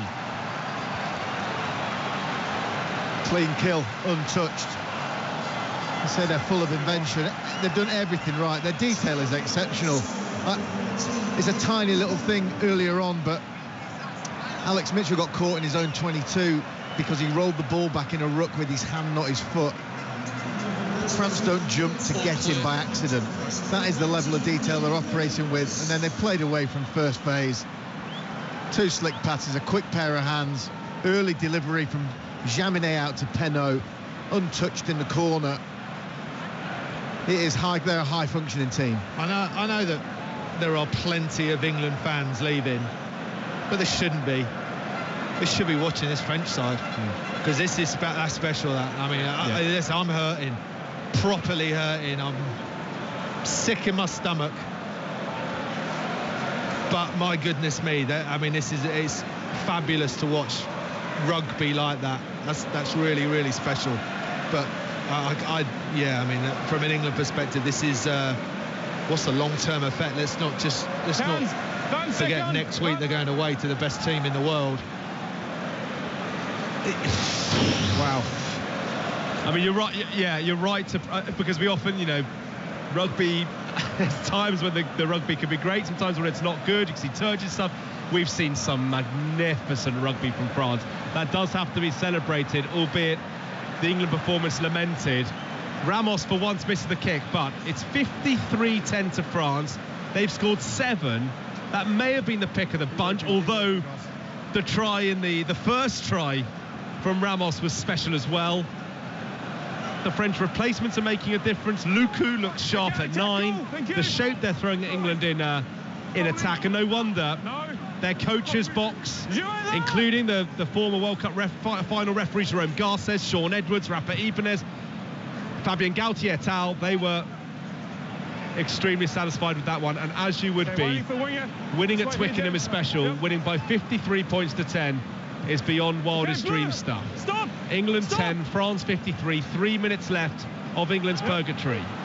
Smith now, he's going to run with the ball, which fans wanted to see him do it a bit earlier, and he's got past a couple, finds Ludlam. Onto the halfway line go England. Mitchell comes to the left, and as you say, Matt Dawson, Smith's now made a break. It's a shame it's happening at this stage of the game with the scoreboard like that, but still a good sight for England fans. England go through the gut. They've got numbers to the right and the left. Mitchell snipes to the left, taken out by Moafana, but England are only 6 or 7 metres away as the clock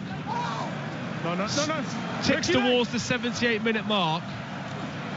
Out to Jack Walker, the replacement hooker, who's winning his 3rd cap, the Harlequin. There for Mitchell, who's caught. Ludlam manages to tidy it up. England have a penalty advantage. Mitchell finds Farrell. Farrell double pumps to Anthony Watson, who shows some footwork. And I imagine France will be keen to keep England out just to end the game on a high and almost complete a 10 out of 10 performance. That French side have got Sean Edwards rattling around in their ear. No tries, minimal tries. Defend, hit the beach, whatever it takes. They've got to focus. I tell you for one thing, England score a try here, they better not celebrate. Mitchell comes to the left, finds Walker. England are 5 out.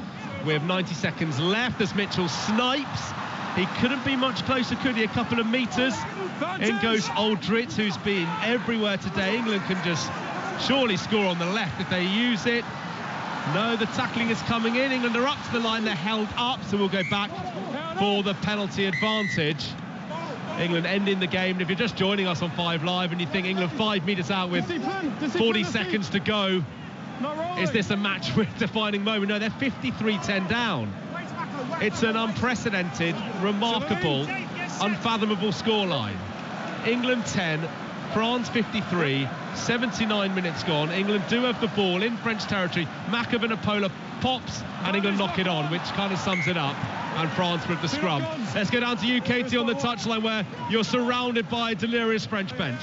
Yeah, I really am. Everybody's on their feet. The social media, the cameras, everything's waiting for this final whistle to really mark this occasion for France. And the energy that you're getting from the bench is huge. You know, it's amazing just to be here and watch it. Yeah, conversely, you look at the England bench. Time's off. No one around. Probably, some in subs tracksuits, some not. Chin sort of hitting the floor in disappointment, a gasp of what England have delivered today. I mean, unfortunately, there are just no excuses. No excuses. From the off, England have not been at the races. Okay, time on. And it started after a couple of minutes, didn't it, Grace? That try from France, what was it, 3 minutes up the... Time on. Out the traps, and they've not looked back. The South Africa game was bad in the autumn, but this is almost another level because England have been dominated up front and carved apart. Yeah, the full package. They've been exposed right across the field. Almost every facet of the game. Speed of thought, speed of deed, power, technical ability. it's been a lesson from France. And we talked in the week. I persuaded myself that actually England are due a big performance at home against France is going to be it. I'm kicking myself because it's just a bad call. If you actually look at the reality of where the two teams are, it was going to take a superhuman effort from England to get on the coattails of France. This is, if you went through it, this is the difference in the two teams writ large. Yeah. Magnified, completely blown up. It's like, right, let's have a forensic look at how good they are and how ordinary we are at the moment. Yeah, 3 years in the making, one that's changed regime, changed all their backroom coaches. Grace, you're not alone. I thought England had a chance today, and I backed Italy to beat Wales. Wales winning 29-17, so fish and chips for you tonight then. Well, France have belted it out, and they celebrate. Not wild celebrations. This is the France side that are going places.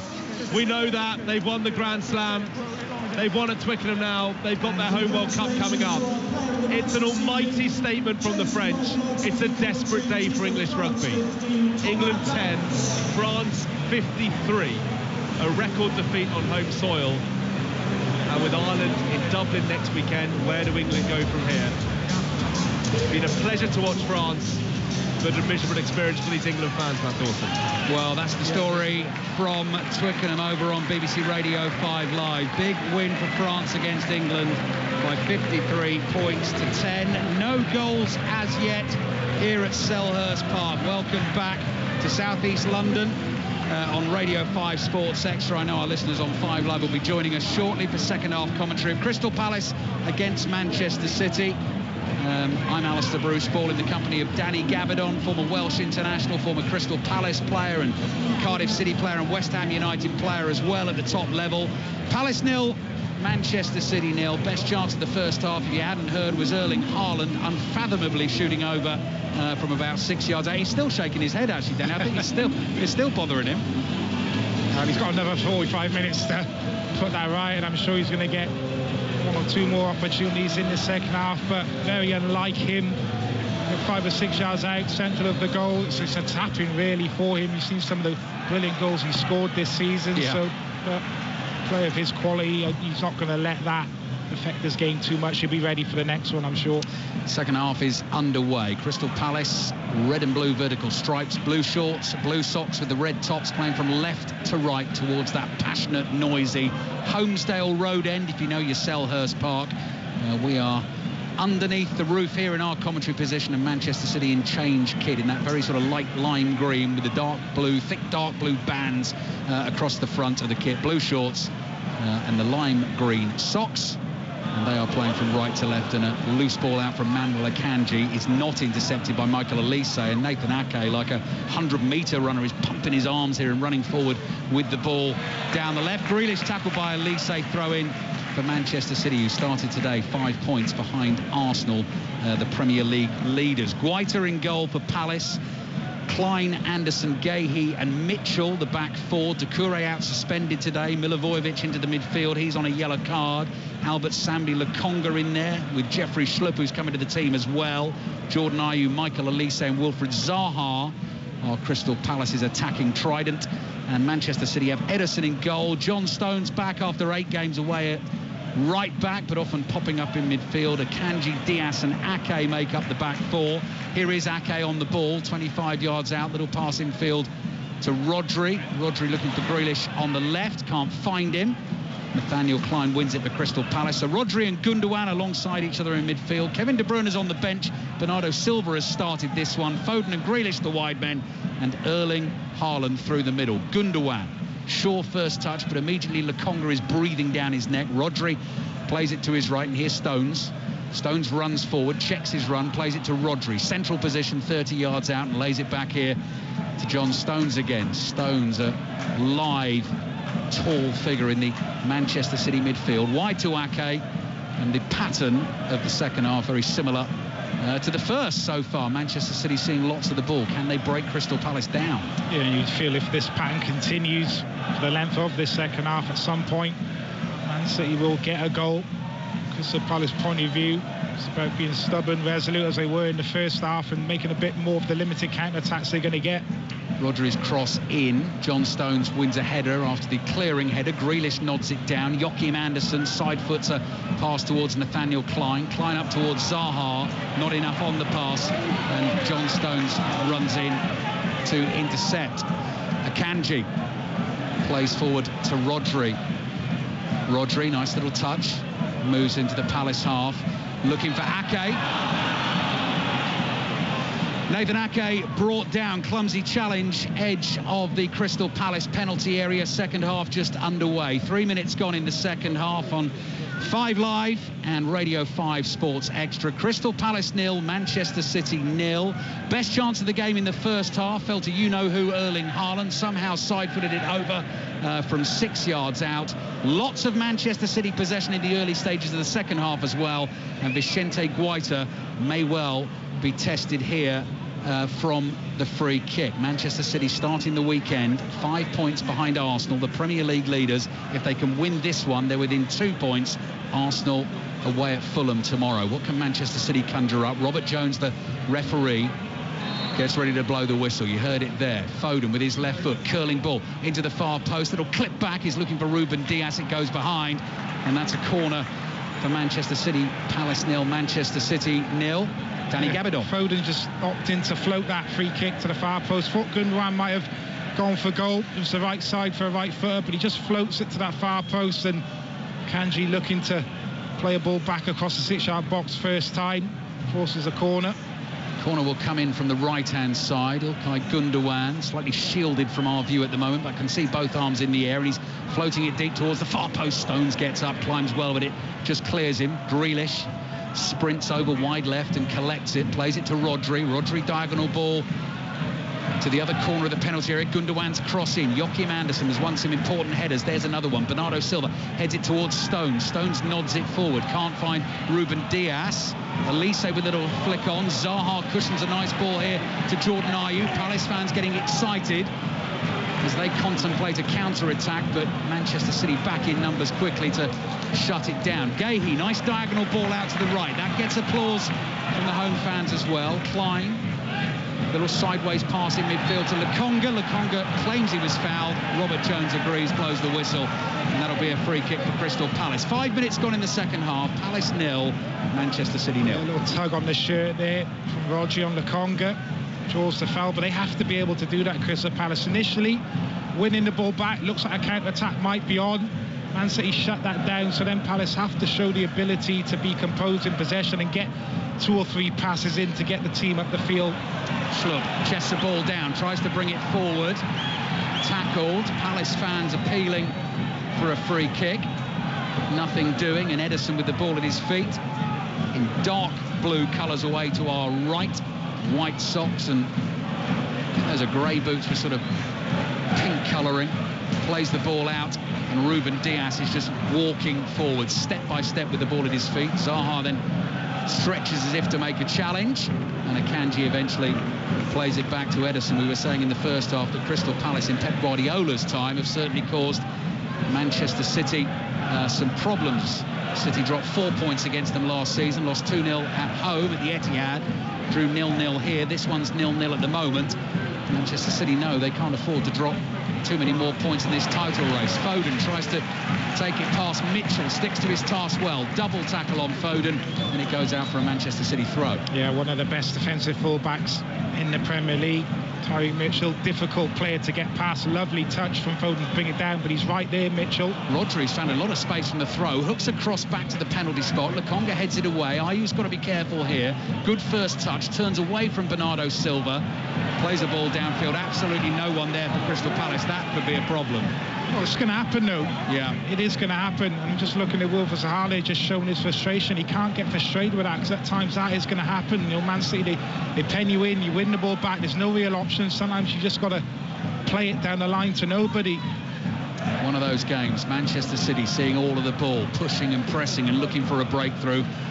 Crystal Palace at the moment holding them off, and Arsenal fans will be delighted that they're doing so. Patrick Vieira at the moment doing his whole club a little bit of a favour. Plenty of time to go in the second half, though. Ayew's won a good few free kicks for Crystal Palace. He's won another one here. Manchester City getting frustrated about the delay to the restart of the game. Bernardo Silva wrestles the ball off Ayew, throws it back here to Gahey, who will take the free kick for Crystal Palace. 7.5 minutes gone in the second half, and it's chipped forward down that left towards Ayew, headed away by Stones. Foden lobs one back to Akanji, play to Rodri. Rodri saw the challenge of Ayew coming, he rides it and finds Ake inside his own half. Kevin De Bruyne waiting in the wing, sitting on the bench for Manchester City, as are the likes of Julian Alvarez and Riyad Mahrez, if further firepower is required to try and find a way through.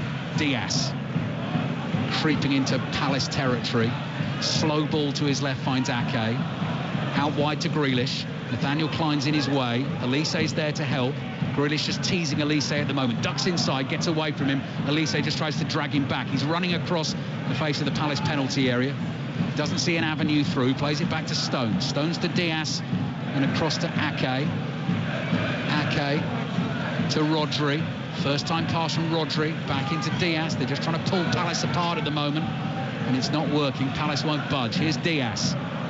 Diaz, low pass out to his left to Bernardo Silva. Silva scampering infield from the left. Back to Diaz, wide to Grealish. Grealish gets a one-on-one, takes it, looking for the 1-2 edge of the box. Challenge on him, he's knocked off balance, but his pass doesn't find its target. Ayew just chips a little ball out of defence. Rodri intercepts it. Akanji brings it forward, looks for the pass into Grealish. Grealish being dragged back edge of the box, goes down, wins a free kick right on the edge of the penalty area, and Jack Grealish turns to the referee, Robert Jones, and says, I'm in the box. That foul was in the box, and suddenly both sets of players surround the referee. Danny Gavidon. Yeah, I thought it was just on the edge, but we're going to see it again. It was Ayew initially giving the ball away. The ball gets just played into Grealish, and he gets caught the wrong side, Milivojevic, and he's just tugging on the back of Jack Grealish there on the edge. Well, yeah, he kind of continues into the box, but I think initial contact, start of the foul, possibly outside. You can see exactly as you say, Danny. He knows he's lost Grealish, he knows he's in trouble, and he grabs him around the waist, almost as if he's going to try and flip him around and turn him around to face him. Probably lets go just in time, but Grealish and momentum took him into the area. The foul started outside. Yeah, dangerous position this, maybe too close. Whoever takes this free kick to get it up and over the wall, it is right on the edge of that 18-yard box, just right of central. Phil Foden's got 4 goals in his last 3 games. He looks confident. Ruben Diaz seems to be giving him a lecture on free kick taking at the moment. I'm not sure Phil Foden necessarily needs that unless it's something they've worked on. Gundogan I've seen hit the odd little floater actually from this sort of position before. He's there. Grealish is there as well. The Palace got the old draft excluder on the go. 1, 2, 3, 4, 5, 6, 7 players all lined up, but no one lying behind the wall at the moment. 10 minutes gone in the second half. Palace 0, Manchester City 0. Pressure is building on the home team without a win in their last 10 games in all competitions. Free kick is right in the D. It's right on the edge of the penalty area. Will it be Foden or will it be Gundogan? Foden wipes his nose and just stares at the Manchester City wall, which has been set up by the attacking team, which is just ahead and just to the right of the Crystal Palace wall. Cheers and whistles from the Palace fans. Big moment in the game. Guaita again, right by his left-hand post, just making sure he's got the wall in the right position, the angle's right, and he's going to stand away to the right-hand side. So he's going to say, if you beat me on the wall side, I just need the wall to do its job. I'm going to stay to the right. Here's Foden, drives it, Guaita makes the save. Guaita was standing stock still in that position on the right. Foden went for power, couldn't beat him. Yeah, decent strike, decent save. He actually goes the side that the keeper's standing, Guaita. So that's where the 3 or 4 Man City players were kind of lined up on the side of that Palace wall, and drills the strike really well. Good save from Guaita and punches it away from danger. Good goalkeeping. Julian Alvarez, Argentine World Cup winner, is going to be on the pitch shortly, getting instructions from Pep Guardiola. John Stones in space on the right. Takes the ball out to the touchline, thought about an early cross, decided against it, plays back to Akanji, 35 yards out in the inside right channel. You can hear Selhurst Park, having successfully defended that free kick, is in full voice again. Rodri plays the ball wide to Grealish. So much concentration required for Crystal Palace here to try and keep Manchester City at bay. Stones gets it from Akanji. Stones doing that thing from the right back position when City have the ball playing in midfield. Pass forward to Grealish, stretches out a right leg. Guaita then comes rushing out, slides across the byline and collects it for Crystal Palace. 12 minutes gone, second half, 0-0. Yeah, does well, Nathaniel Klein. Tracks the run, Jack Grealish. First time we've really seen Jack Grealish do that, kind of try and make that run in behind, in between full-back and centre-back. A lot of the possession that he's had has been out on his left-hand side and playing in front of that Crystal Palace back forward. Like to see him do that a little bit more from that left side, just making those darting runs in behind. Julian Alvarez comes on for Phil Foden. Bernardo Silva is now further to the right. Alvarez sort of up alongside Haaland or in behind him. And Vicente Guaita starts the game again and plays the ball out to Guehi. So that's the first change for Manchester City. Phil Foden, who's been in good goal-scoring form, won't get one tonight. He is off. And Julian Alvarez is on. Palace 0, Manchester City 0. Just watching a replay of the free kick. Guaita trusted himself, stayed still, waited for the Manchester City wall to break. They ducked out of the way and the shot came straight at him. Rodri, edge of the box, tries to side foot one towards the bottom corner. Anderson gets the long barrier down, goes on one knee as if he's fielding on the boundary there and blocks it with his leg. Klein plays the ball up to Zaha, good turn away from Ruben Dias. Free kick Crystal Palace and a yellow card for Ruben Dias. And a much better service into the feet of Wilfried Zaha. Just flicks it around the corner. He's just looking to power away from Diaz and he just sells himself. Simple foul to give away. He was good goalkeeping from Guaita, because you see a lot of goalkeepers in that situation try and read where the free kick's going to go, and you see them step to the left thinking it's maybe going to go over the wall. It goes to the other side and then they're not able to readjust and get back the other way. But as you say, ABB just trusted his wall to do the job if it was going to go that way. Just over half an hour to play. Crystal Palace 0, Manchester City 0. Earlier on in the Premier League today, Bournemouth 1-0 winners over Liverpool. Zaha flicks a back heel pass which doesn't come off. Gundogan caught by Lokonga. Referee plays advantage. Haaland quickly moves it out to the right-hand side. Alvarez is involved. Rodri side foots the ball out to Bernardo Silva. Riyad Mahrez still sitting on that Manchester City bench. Silva, nice ball, nice turn. Alvarez shoots wide. Miscues it with his right foot. The first touch to set up the chance was absolutely beautiful. The finish didn't match it. Oh, the turn is sensational from Alvarez, and you might see him playing a bit more central alongside Haaland with Foden off. But it's the ball from Bernardo as well. The pace of the ball into him allows him to kind of turn and spin away there. I think it's Milivojevic who just dangles the leg, but then the finish not as good. Places it over the bar. Yeah, the finish, he sort of almost tries to beat Guaita at the near post. Yeah. He's coming in on the sort of right-hand side of the penalty area. And the finish, I mean, it's easy to see in the replay, but Guaita's sort of bottom right of his goal, that shot across the keeper looked like the one. But anyway, he's missed. Milivojevic is coming off. And one of the January signings, Nauru Ahamada, who joined from Stuttgart in January, is coming into the Crystal Palace midfield. Bournemouth 1, Liverpool 0 earlier on today. Everton 1, Brentford 0. So important wins for Bournemouth and Everton in the relegation battle. Leeds 2, Brighton 2 was the commentary on 5 Live earlier this afternoon. Chelsea 3-1 winners at Leicester. Tottenham beat Nottingham Forest by 3-1. Those were the scorelines in the Premier League. You've probably been listening to the rugby on 5 Live this afternoon. Massive win for France at Twickenham by 53 points to 10. But Danny Gabidon, as the former Welsh international, will be pleased that Wales won 29-17. Did they? Away to Italy. They did indeed, Danny. Wow, yeah. They're off the mark.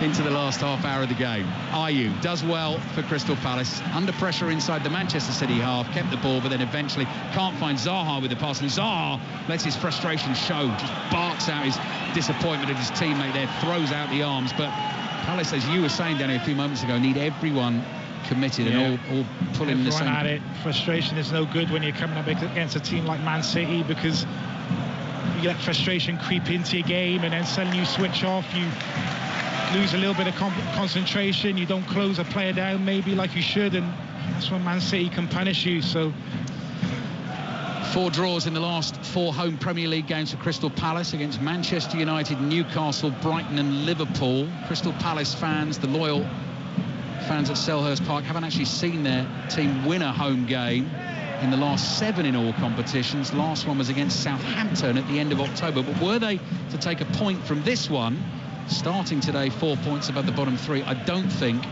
they'd be grumbling too much. Can they offer a threat themselves in this second half? Joachim Andersen's under pressure from Erling Haaland in the right back position, tries to clear. Grealish is there to block. Haaland can't find Grealish with a return pass. Ahamada brings it away down the right. Nice ball to try and find Ayew. Akanji's got it covered and side foots back to Edison, who's had absolutely nothing to do for the majority of this game. Touches it once and passes it back to Akanji. Yeah, that was good from Akanji, though. Just reading where that ball from Ahamada was going to go. Ayew just looking to spin into the channel, but Kanji's positioning very good there, getting across, reading the play really well.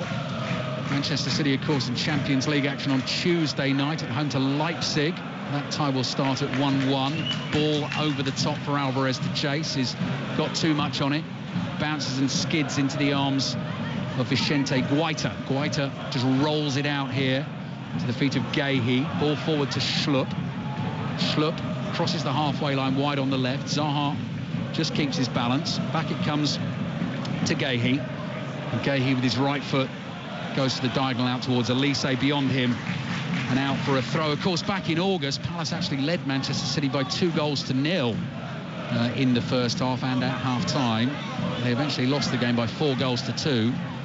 Mr. Haaland scoring 3 in 19 minutes. They know the danger is there. He's had one great chance in the first half tonight. Manchester City have been looking for him with the crosses, but so far Crystal Palace have dealt with them. Rodri plays across here to Akanji. Akanji finds Rodri in the centre circle. Head up and looking for options. Ake is one of them in space on the left. Ake's cross, not great, blocked by Elise. Elise plays it back and receives it back and tries to get away down the right. And that's a bad challenge from Ake. Racing back. Was trying to win the ball, completely missed it, got Elise and caught him heavily. Yellow card for Nathan Ake. Yeah, just the race between the two. Lokonga, who's been very good, I think. He's been breaking up play. Then he just looks to release. Elise down his right side. It's a straight race between the two. Ake sees the ball, might have actually hurt himself in the tackle as well a little bit. He has done it, yeah. He just gets there first. Elise pokes it away from him. And cynical challenge. No complaints there with a yellow. 5 Live and Radio 5 Sports Extra. Premier League commentary. Crystal Palace 0, Manchester City 0. If you're a golf fan on Sports Extra tonight from 8 o'clock, commentary on the 3rd round of the Players at Sawgrass. Ian Carter and the team will bring you that commentary on the 4th round tomorrow night as well. I'm feeling Danny might be tuned to that on the way home. I know you like your golf, don't you? Yeah, I do. Danny. Very much so. Yeah. Zaha has it for Palace, holds on to it, plays the ball across the halfway line to Lokonga. That's a nice ball forward to Ahamada. Ahamada takes it beyond Diaz. Rodri bumps into the back of him, advantage played. Zaha onto it, trying to make a drink inside the box. Referee now brings it back. The ball's hit the referee, and he's going to give a drop ball. Crystal Palace aren't going to get their free kick for a second there, you know. When the advantage was played and Zaha got onto it, Danny, I could just foresee someone sticking a leg out and possibly conceding the penalty, but wisely, who was it? It was Rodri decided not to stick that leg out. He does kind of dangle a left leg out, but he kind of gets it back in quick enough, and you know he needs no second invitations, Will, for Zaha to kind of go over a dangling leg. He doesn't. Oh, he nearly did, didn't he? I don't think actually Rodri made contact with Ahamada for what I thought was going to be the initial free kick. He was stumbling forward anyway, so the ref's called that. Right, Elise tackles Ake inside the Manchester City half. Palace fans sensing something might be on the card, something special. Lovely flick from Gundogan. Finds Rodri. Rodri 10 yards inside his own half, bringing it forward. Little chip ball, bounces into the path of Gundogan. Gundogan spins on his heel, moves away from Elise. Finds Rodri with a pacey pass. Rodri still going up to the edge of the box to Alvarez. Alvarez suddenly has 3 red and blue shirts in front of him. Looks for Grealish on the left. Elise's back there, gets a toe on the ball. Did he concede a corner? Yes, he did. He took it over the byline. Manchester City will get a corner. They are running out of time here, though, at the moment in terms of the 3 points required to put the pressure on Arsenal. We've played 21 minutes in the second half now, still goalless. Yeah, not really created too much second half. Man City, that Alvarez chance probably the best one, and they have changed shape with Alvarez coming on. It's very much a 4-4-2 now, Alvarez and Haaland up front, and in some ways that might just help Crystal Palace a little bit in terms of getting a bit more of a foothold in midfield and a bit more space in possession, but obviously now have to deal with a double threat, 2 strikers in tandem. And now the set piece, Gundogan's ball into the near post, headed away. Alvarez controls it on the edge of the penalty area. Gundogan is free, wide on the left. Gundogan back to Alvarez. Alvarez drives it low, straight at Guaita. Comfortable save. 0-0. I've forgotten this stat as well. Still no shots on target for Crystal Palace, who didn't have any shots on target in the last 2 games either. Since this sort of data began to be collected in 2003, no side has gone 3 games in the Premier League without a shot on target. So that is the aim for Crystal Palace, to try and avoid that, but actually to try and score themselves a goal and get themselves a famous win. 0-0. Offside flag is up against Jordan Ayew, free kick, Manchester City. Yeah, that is a stat that surprises me a little bit. You look at the attacking players that Crystal Palace have, you really wouldn't think that would be an issue for them, but I certainly think last season they played a bit more on the front foot than this season. Now, whether results have dictated how Patrick Vieira is setting up his team recently as well, I don't know, but I do think the football was a bit more positive last season. They were looking to attack teams a lot more last season. Maybe this season's a bit more pragmatic and a bit more defensively minded, and maybe that's affected the attacking side of their game a little bit. I don't know. 21 goals in 25 Premier League games. A lot of defending to do here. Grealish dances away from Elise, still gliding forward, looking for Haaland, holding off Anderson, trying to get it back to Grealish. Couldn't do that. Guehi looking for Zaha, not the best ball to him. Alvarez is back to win it for Manchester City. Akanji not quite sure what to do with it. Just plays it to his left to Ruben Dias. Pep Guardiola looking ever so slightly anxious, hands buried deep in pockets on the edge of the pitch. Gundogan rolls it out to his right. John Stones with the cross, looking for Haaland. Anderson's there to flick the header away. Picked up by Bernardo Silva. He's going to let that run all the way for a throw-in. Picks the ball up, takes that throw to Ruben Dias, to Silva, back to Akanji on the halfway line. Joel Ward getting ready to come on for Crystal Palace with just over 20 minutes to go. Palace 0, Manchester City 0. Manchester City knew this was going to be a tough assignment. Often is for them against Crystal Palace, certainly in Pep Guardiola's time. Ake to Silva. Silva 40 yards from goal, inside left channel, twisting and turning. Ahamada trying to stick with him. Silva eventually loses him, doesn't make much ground, but with the outside of the foot finds Akanji. Akanji in a central position, plays wide to Stones. Alvarez makes the run on the outside. Stones comes back into Akanji. Akanji looking for the ball into the edge of the box. Haaland can't quite turn. Haaland gets another chance. Little dink ball just beyond Gundogan. Guaita is off his line quickly and collects it for Crystal Palace. Danny Gavador. Yeah, ball just fired into the feet of Haaland. He's looking to turn. He's got Gundogan just running off the back of him. He's just looking to throw the ball into his path, and he would have been on goal. Just slightly overhits it, but just struggling here a little bit, Man City at times. I think the pace of their play a little bit too slow in possession. You're looking for those players who are going to kind of quicken the attack up, who's going to maybe go past the player to open this Crystal Palace defence up. It's not really happening at the minute. Change it right back for Crystal Palace. Simple change. Nathaniel Klein off, who's been the regular starter. Joel Ward, hugely experienced player, over 300 appearances for Crystal Palace. His 11th season at the club. Takes a final swig of water and sprints onto the pitch at Selhurst Park. We're into the last 20 minutes of the game. Crystal Palace 0, Manchester City 0. Premier League leaders Arsenal away to Fulham at 2 o'clock tomorrow. 12 games to go in the title race starting today. Manchester City and Arsenal have played the same amount of games. Obviously, once City have finished this one, then Arsenal have the game in hand, which comes tomorrow. Manchester United also playing tomorrow. Oh, Bernardo Silva trying to thread one through to Gundogan, very nearly found it.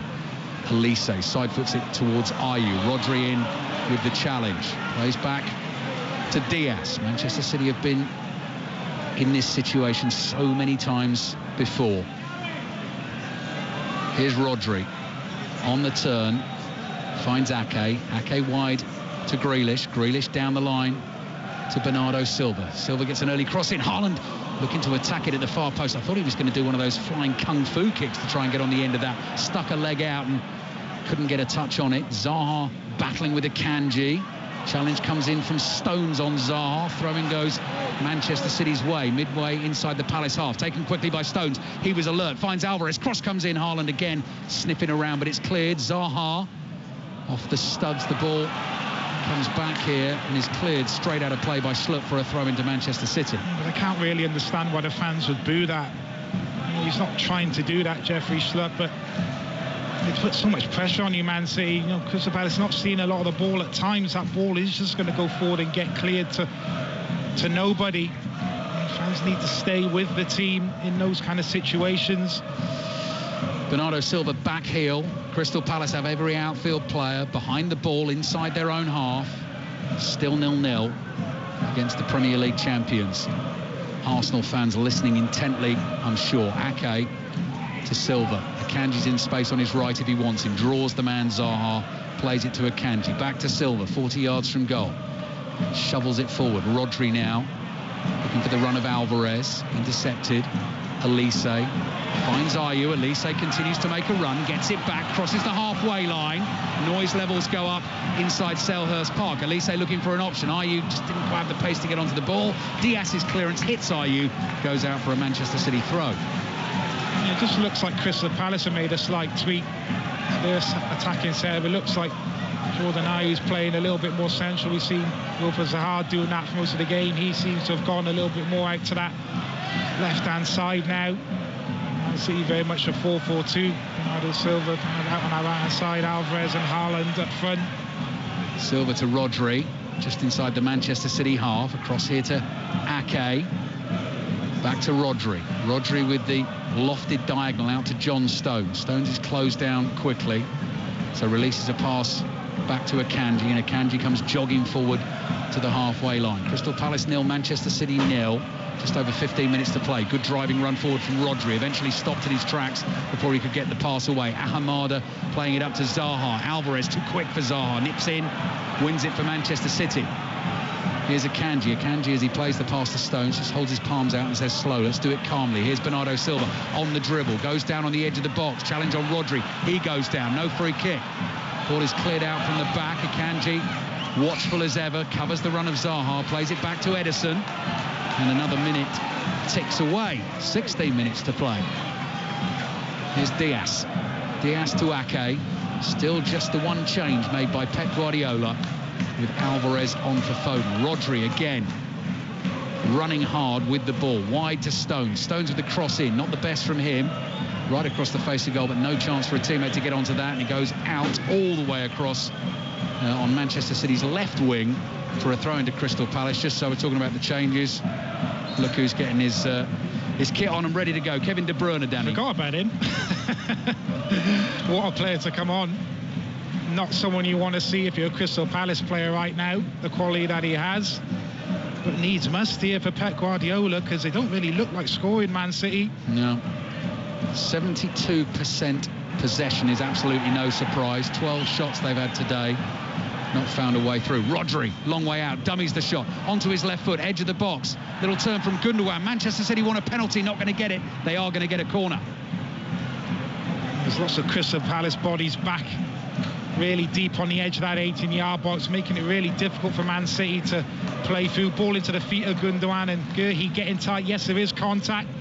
Not enough for a penalty for me. Corner taken short to Gundogan. Gundogan plays it back to Grealish. Oh, Gundogan's down. Was called penalty.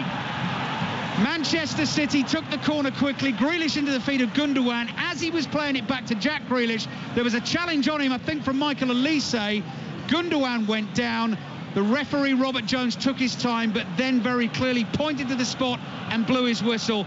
This the chance for Erling Haaland to give Manchester City the lead. Yeah, there's enough contact this time on Gundogan. They just go to sleep. Michael Elise, they take a short corner, and then he almost panics. He's trying to get back to Gundogan quickly, and he just dangles out that left leg. Gundogan plays the ball away, and he just almost catches him on the top of the foot. And just the reaction of Elise there, he knew straight away what he'd done.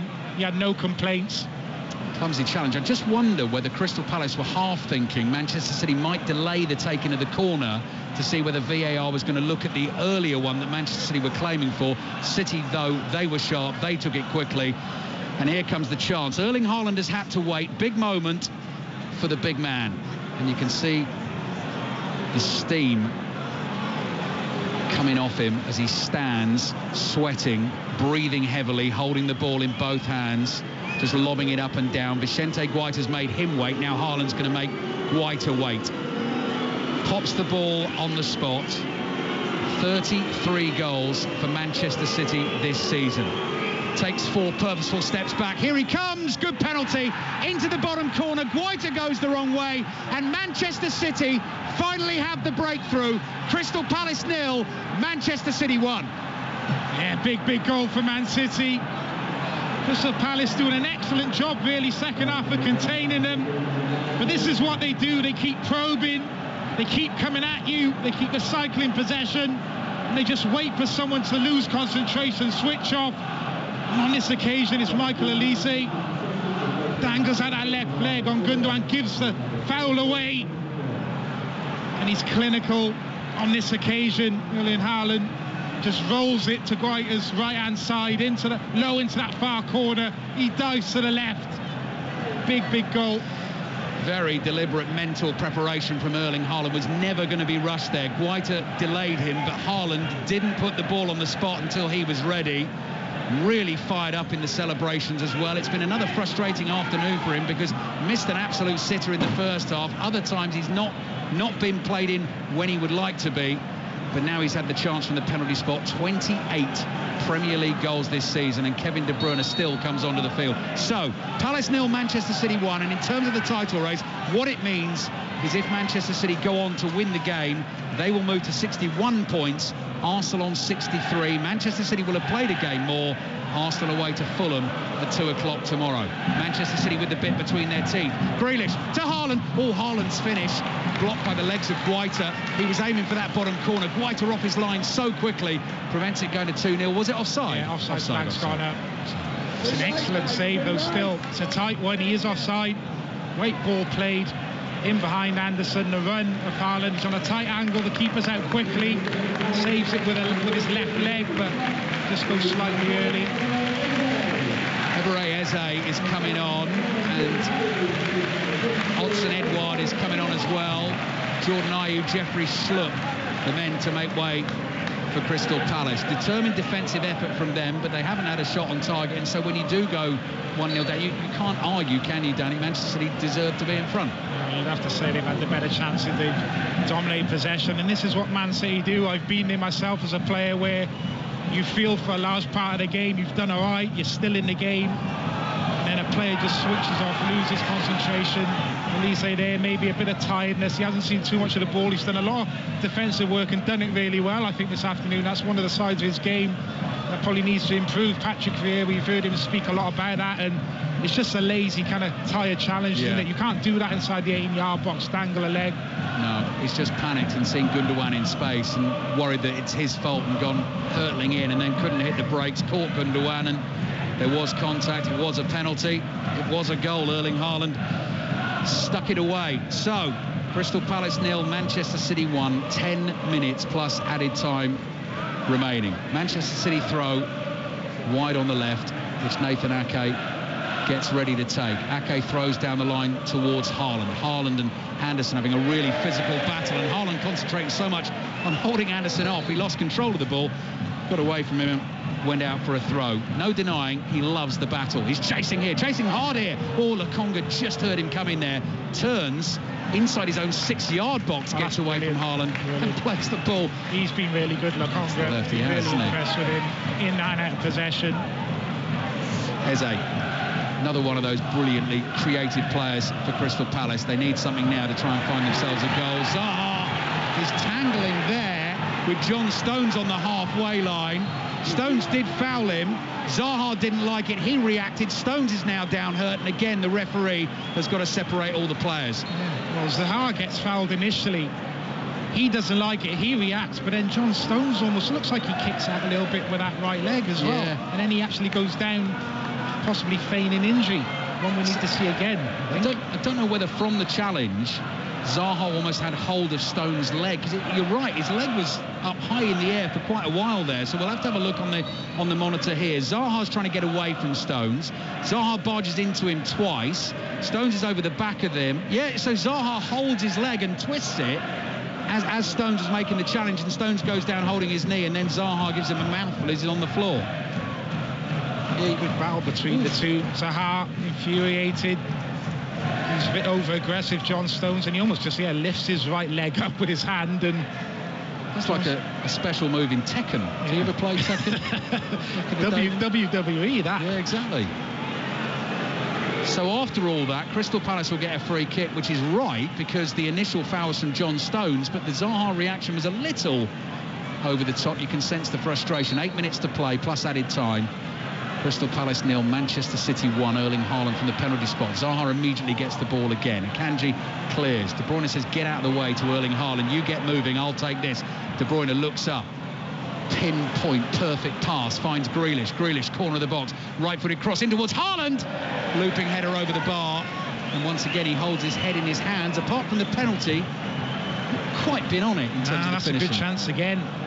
Brilliant from De Bruyne to set this attack up. Cross your ball to Grealish early. He's in that 1v1 situation with Joe Ward. Great ball into the box, onto the header. Haaland, free header, entered over the bar.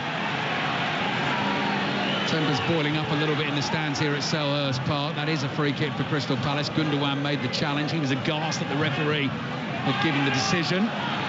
Crystal Palace, without a win in their last 10 games in all competitions, could stretch to 11. That would be 10 in the Premier League. They would remain 4 points above the bottom three. A couple of tough games to come as well before the international break. Here's Joel Ward trying to get away down the right. Next up for them is Brighton away on Wednesday, and then Arsenal away before the break. Here's Elise. Elise hugging the right-hand touchline, running at Ake, does get the cross in beyond Ederson. Stones runs it down the byline, can't control it. Here's Zaha. Zaha shoots, Stones blocks it. Ball spins up in the air, bounces in front of Zaha. Alvarez is back there. Stones got a touch, ball back to the edge of the box. Alhamada, little sideways pass. Eze's effort takes a deflection. Ederson can't keep it from going out for a corner. And then you hear the roar from the Holmesdale Road end. 6 minutes to play. Palace 0, Manchester City 1. Yeah, good little spell of pressure there from Crystal Palace. Can they get some kind of concerted pressure on this Man City team with the minutes that remain? Very, very difficult, but they recycle possession well there from the cross. Elise with the corner into the far post. Ake wins the first header, volleyed away by Gundogan with real intent. Bumps into the back of Ahamada, who took exception to that. Gundogan immediately apologises. Ahamada turns and sees it's one of football's nice guys and accepts the apology. Manchester City closing Crystal Palace down. That's a foul, though. That's overly aggressive from Julian Alvarez. Palace fans don't like it. I mean, it kills the game as well, doesn't it? It just slows it down, breaks it up. That's what City want. Yeah, they do that on occasions. It can be streetwise. Manchester City leading 1-0. Here come Palace. Got to go for it now. Eze wide to Zaha, suddenly become a feature in the game. Zaha plays back to Guehi, across to Anderson, wide to Elise. Ake closes him down, played back to Ward. Grealish comes towards him. Joachim Anderson receives the pass, and Pep Guardiola is now down on his haunches on this muddy touchline at Selhurst Park, watching as Zaha takes the ball from Eze. Clever pass back to Eze on the edge of the box, can't find a teammate, gives it to Gundogan. Gundogan turns, very calmly plays back to John Stones. We're into the last 5 minutes of the game at Selhurst Park. Crystal Palace 0, Manchester City 1. Grealish lays it back to Ake. Ake happy to clear it first time up towards Haaland. Anderson wins the header for Palace. Elise looks for Ahamada. He's lost it. Ake back to Ederson. Edouard comes rushing in. Ederson clears first time. Good meaty thwack of the ball downfield. Clever back header from Anderson to Vicente Guaita. But having conceded late, Palace have so little time to try and get back in this game. Need to throw a little bit more caution to the wind now, Crystal Palace. Oh, Zaha, good ball to Edouard. Edouard one-on-one with Diaz. Diaz stands his ground. Then the flag goes up. Referee delayed the lifting of the flag. Ruben Diaz turns and howls at him in frustration, but it will be a free kick for Manchester City. Yeah, we don't like us like that. Us defenders, that new rule with the offside flag going up late. Just looked like Edouard had got in. Diaz got back, made the interception, and just remonstrates for the linesman. Get your flag up quicker. This is one of those classic games in a title race. Not been hugely pretty. Manchester City not necessarily been at their best. Their star centre-forward has missed a couple of great chances. You've just got to find a way to win the game. And by taking the quick corner and Elise making the clumsy challenge, they may well have just done that. But still a little bit of time left. Moving into the 88th minute here. Palace 0, Manchester City 1. Diaz plays across to Akanji, and City quite happy just to keep it at the moment, although John Stones is tearing off down the right, looking for a pass. Alvarez gets it in midfield inside the Palace half. Play back to Gundogan. Gundogan across to Ake, down the line to De Bruyne. He's going to be pretty well rested for Champions League football against Leipzig on Tuesday night. So will Riyad Mahrez, who's a regular Champions League starter for Manchester City. Pep Guardiola just giving it the classic football, pointing to the temples and saying concentrate, concentrate. Kyle Walker's going to get the last couple of minutes as well of this game. Here's Elise as the rain's falling again at Selhurst Park. Ake makes the challenge from behind. Referee blows the whistle. Free kick, but not in a dangerous position as such, because it's deep in Crystal Palace territory. Change coming now. John Stones is coming off and Kyle Walker's coming on. John Stones has missed the last 8 games before today. He was playing well before that injury, and Danny Gabardon and Pep Guardiola obviously to say, we want to keep him fit. He certainly will. He has had issues this season with that backline. Pep Guardiola, he's had to change and rotate quite a lot. Stones out for a period of time. Ruben Diaz has been out for a period of time. So for Man City to kind of still have the best defensive record in the Premier League alongside Arsenal, it's credit to him as well. So he'll be hoping the likes of Diaz and John Stones can stay really fit now for the run-in, because they're really important players for the team. Ball cleared by Palace up to the halfway line, chested down by Rodri, who goes stampeding forward. He's lost it though. Crystal Palace running out of time. Joel Ward, ball forward to Ahamada, turns, finds Edouard just inside the Manchester City half, cross to Eze. Palace fans wanted at the feet of Zaha. It is now, takes on Kyle Walker. Zaha taking him on the outside. Here's the cutback, no one there for Crystal Palace, and the ball just runs across, invitingly across the Manchester City penalty area, and eventually Grealish gets back and clears it away. No one there. Yeah, he just slightly drags the pullback, Wilver Zaha. There was 2 or 3 Crystal Palace players making runs into the 8-yard box, but just drags the pullback behind all 3 of them. 90th minute of the game. Crystal Palace 0, Manchester City 1. 5 Live and Radio 5 Sports Extra. Joachim Andersen comes running out of defence with the ball. Erling Haaland's had the full game tonight, but I'm pretty certain he's going to be starting on Tuesday night against Leipzig as well. That Champions League tie is going to start 1-1. 4th official. Thomas Bramwell getting ready to put the board up for added time. Here's Elise. Elise to Ward. Ward's ball forward cut out by Diaz. Down the line to Grealish. Here's Gundogan. First time ball. Haaland's puffed. He's not chasing that. Goes all the way through to Guaita. 4 minutes. 4 minutes remaining. Manchester City trying to close within 2 points of Arsenal at the top of the table. Leading 1-0. Crystal Palace have 4 minutes to try and find a goal. Big result, yeah, big result for Manchester City if they can hang on. There's an opportunity to apply a little bit of pressure to Arsenal with them playing tomorrow, close that kind of points gap and kind of hand it back to them and say, what can you do? But still a couple of minutes to see out here for Man City. Akanji and Gundogan bump into each other as Akanji wins a meaty 50-50. Gundogan picks himself up, gets the ball back from De Bruyne, glides past Lokonga, plays it to Kevin De Bruyne, and De Bruyne's just happy to hold on to it and play back to Akanji inside his own half. So 3 minutes of added time remaining. Manchester City closing this game out. Crystal Palace need the ball and they can't get it. Chasing those shadows, those crisscross shadows that are now being formed by the floodlights above the players on the Selhurst Park pitch. Ruben Diaz gets the ball from Rodri just outside his own penalty area. No one to challenge him. Across to Ake, back to Diaz. Suddenly Ahamada realises he's got to get forward and put some pressure on the ball. Back it comes to Ederson. Ederson side foots a slightly awkward one to Diaz, and he just flicks a pass that hits the shins of Elise. Goes out for a throw to Manchester City. Elise is going to be so annoyed with himself after this game, isn't he, Danny, for that challenge? He will. Silly mistake to make. As I say, up until that point, they've done the defensive side of the game very, very well. Just lack of concentration. That's all it takes. Crystal Palace fans claiming Ake was taking his time over the throw-in. Manchester City were obviously complaining about similar when the game was 0-0. 'Twas ever thus. Oh, Guéhi lets that bounce, and Haaland's closing in. Haaland wrestling with Guéhi. Guéhi stands up strong. Might be able to find Elise here on the right-hand side. Ake's backpedaling, wins the first header. Elise's underneath it. Slips, though, as he chests the ball down. Gundogan's there. Plays it to Grealish on the left. 2 minutes of this game remaining. Palace Palace 0, Manchester City 1. Grealish caught late. That's going to slow the game down. Free kick for Manchester City.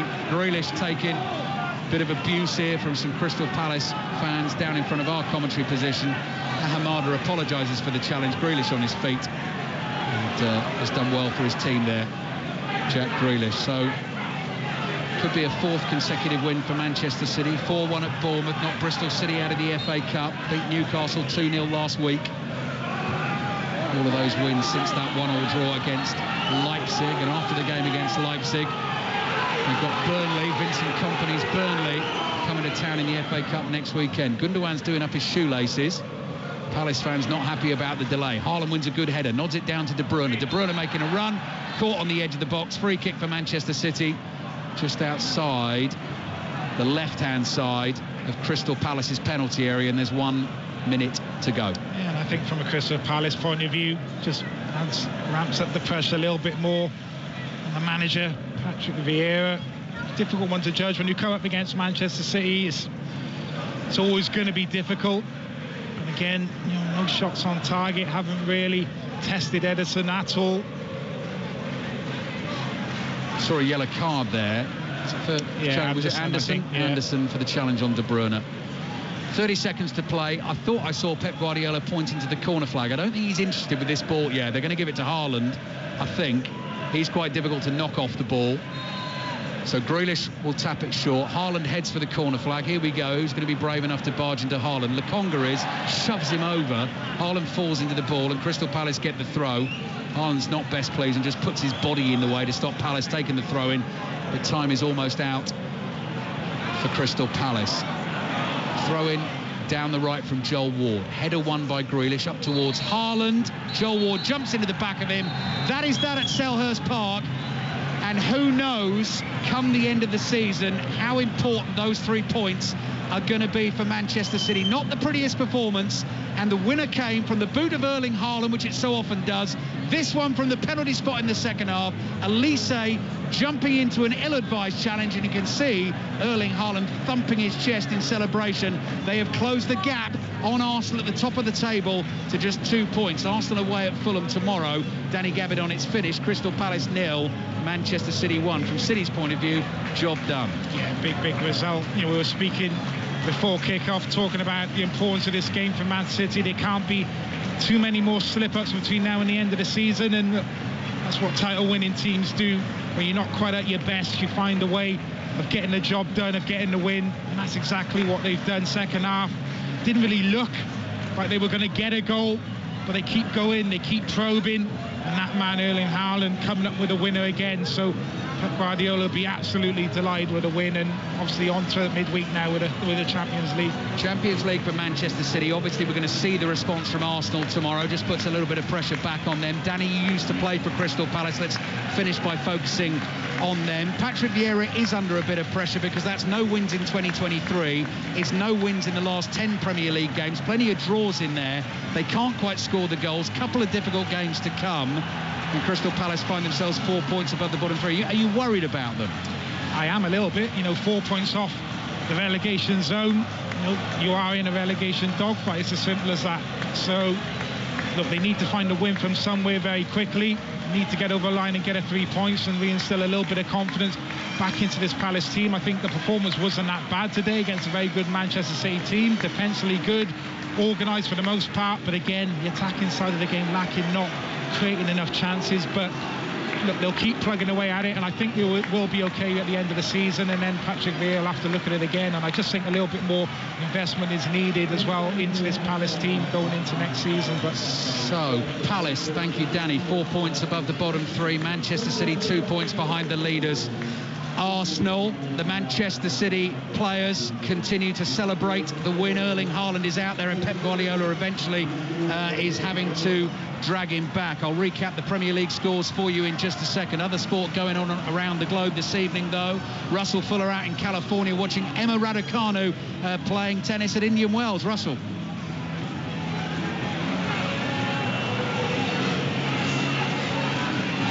On BBC iPlayer. From the wilds of County Kerry to the Caledonian pine forest, from the Yorkshire moors to the reed beds of Suffolk.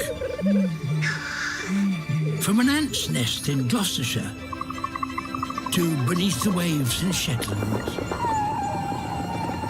Our magical wildlife revealed close to home. Wild Isles with David Attenborough starts this Sunday night on BBC iPlayer. Visit bbc.co.uk/5live for full listings. More live sports, pure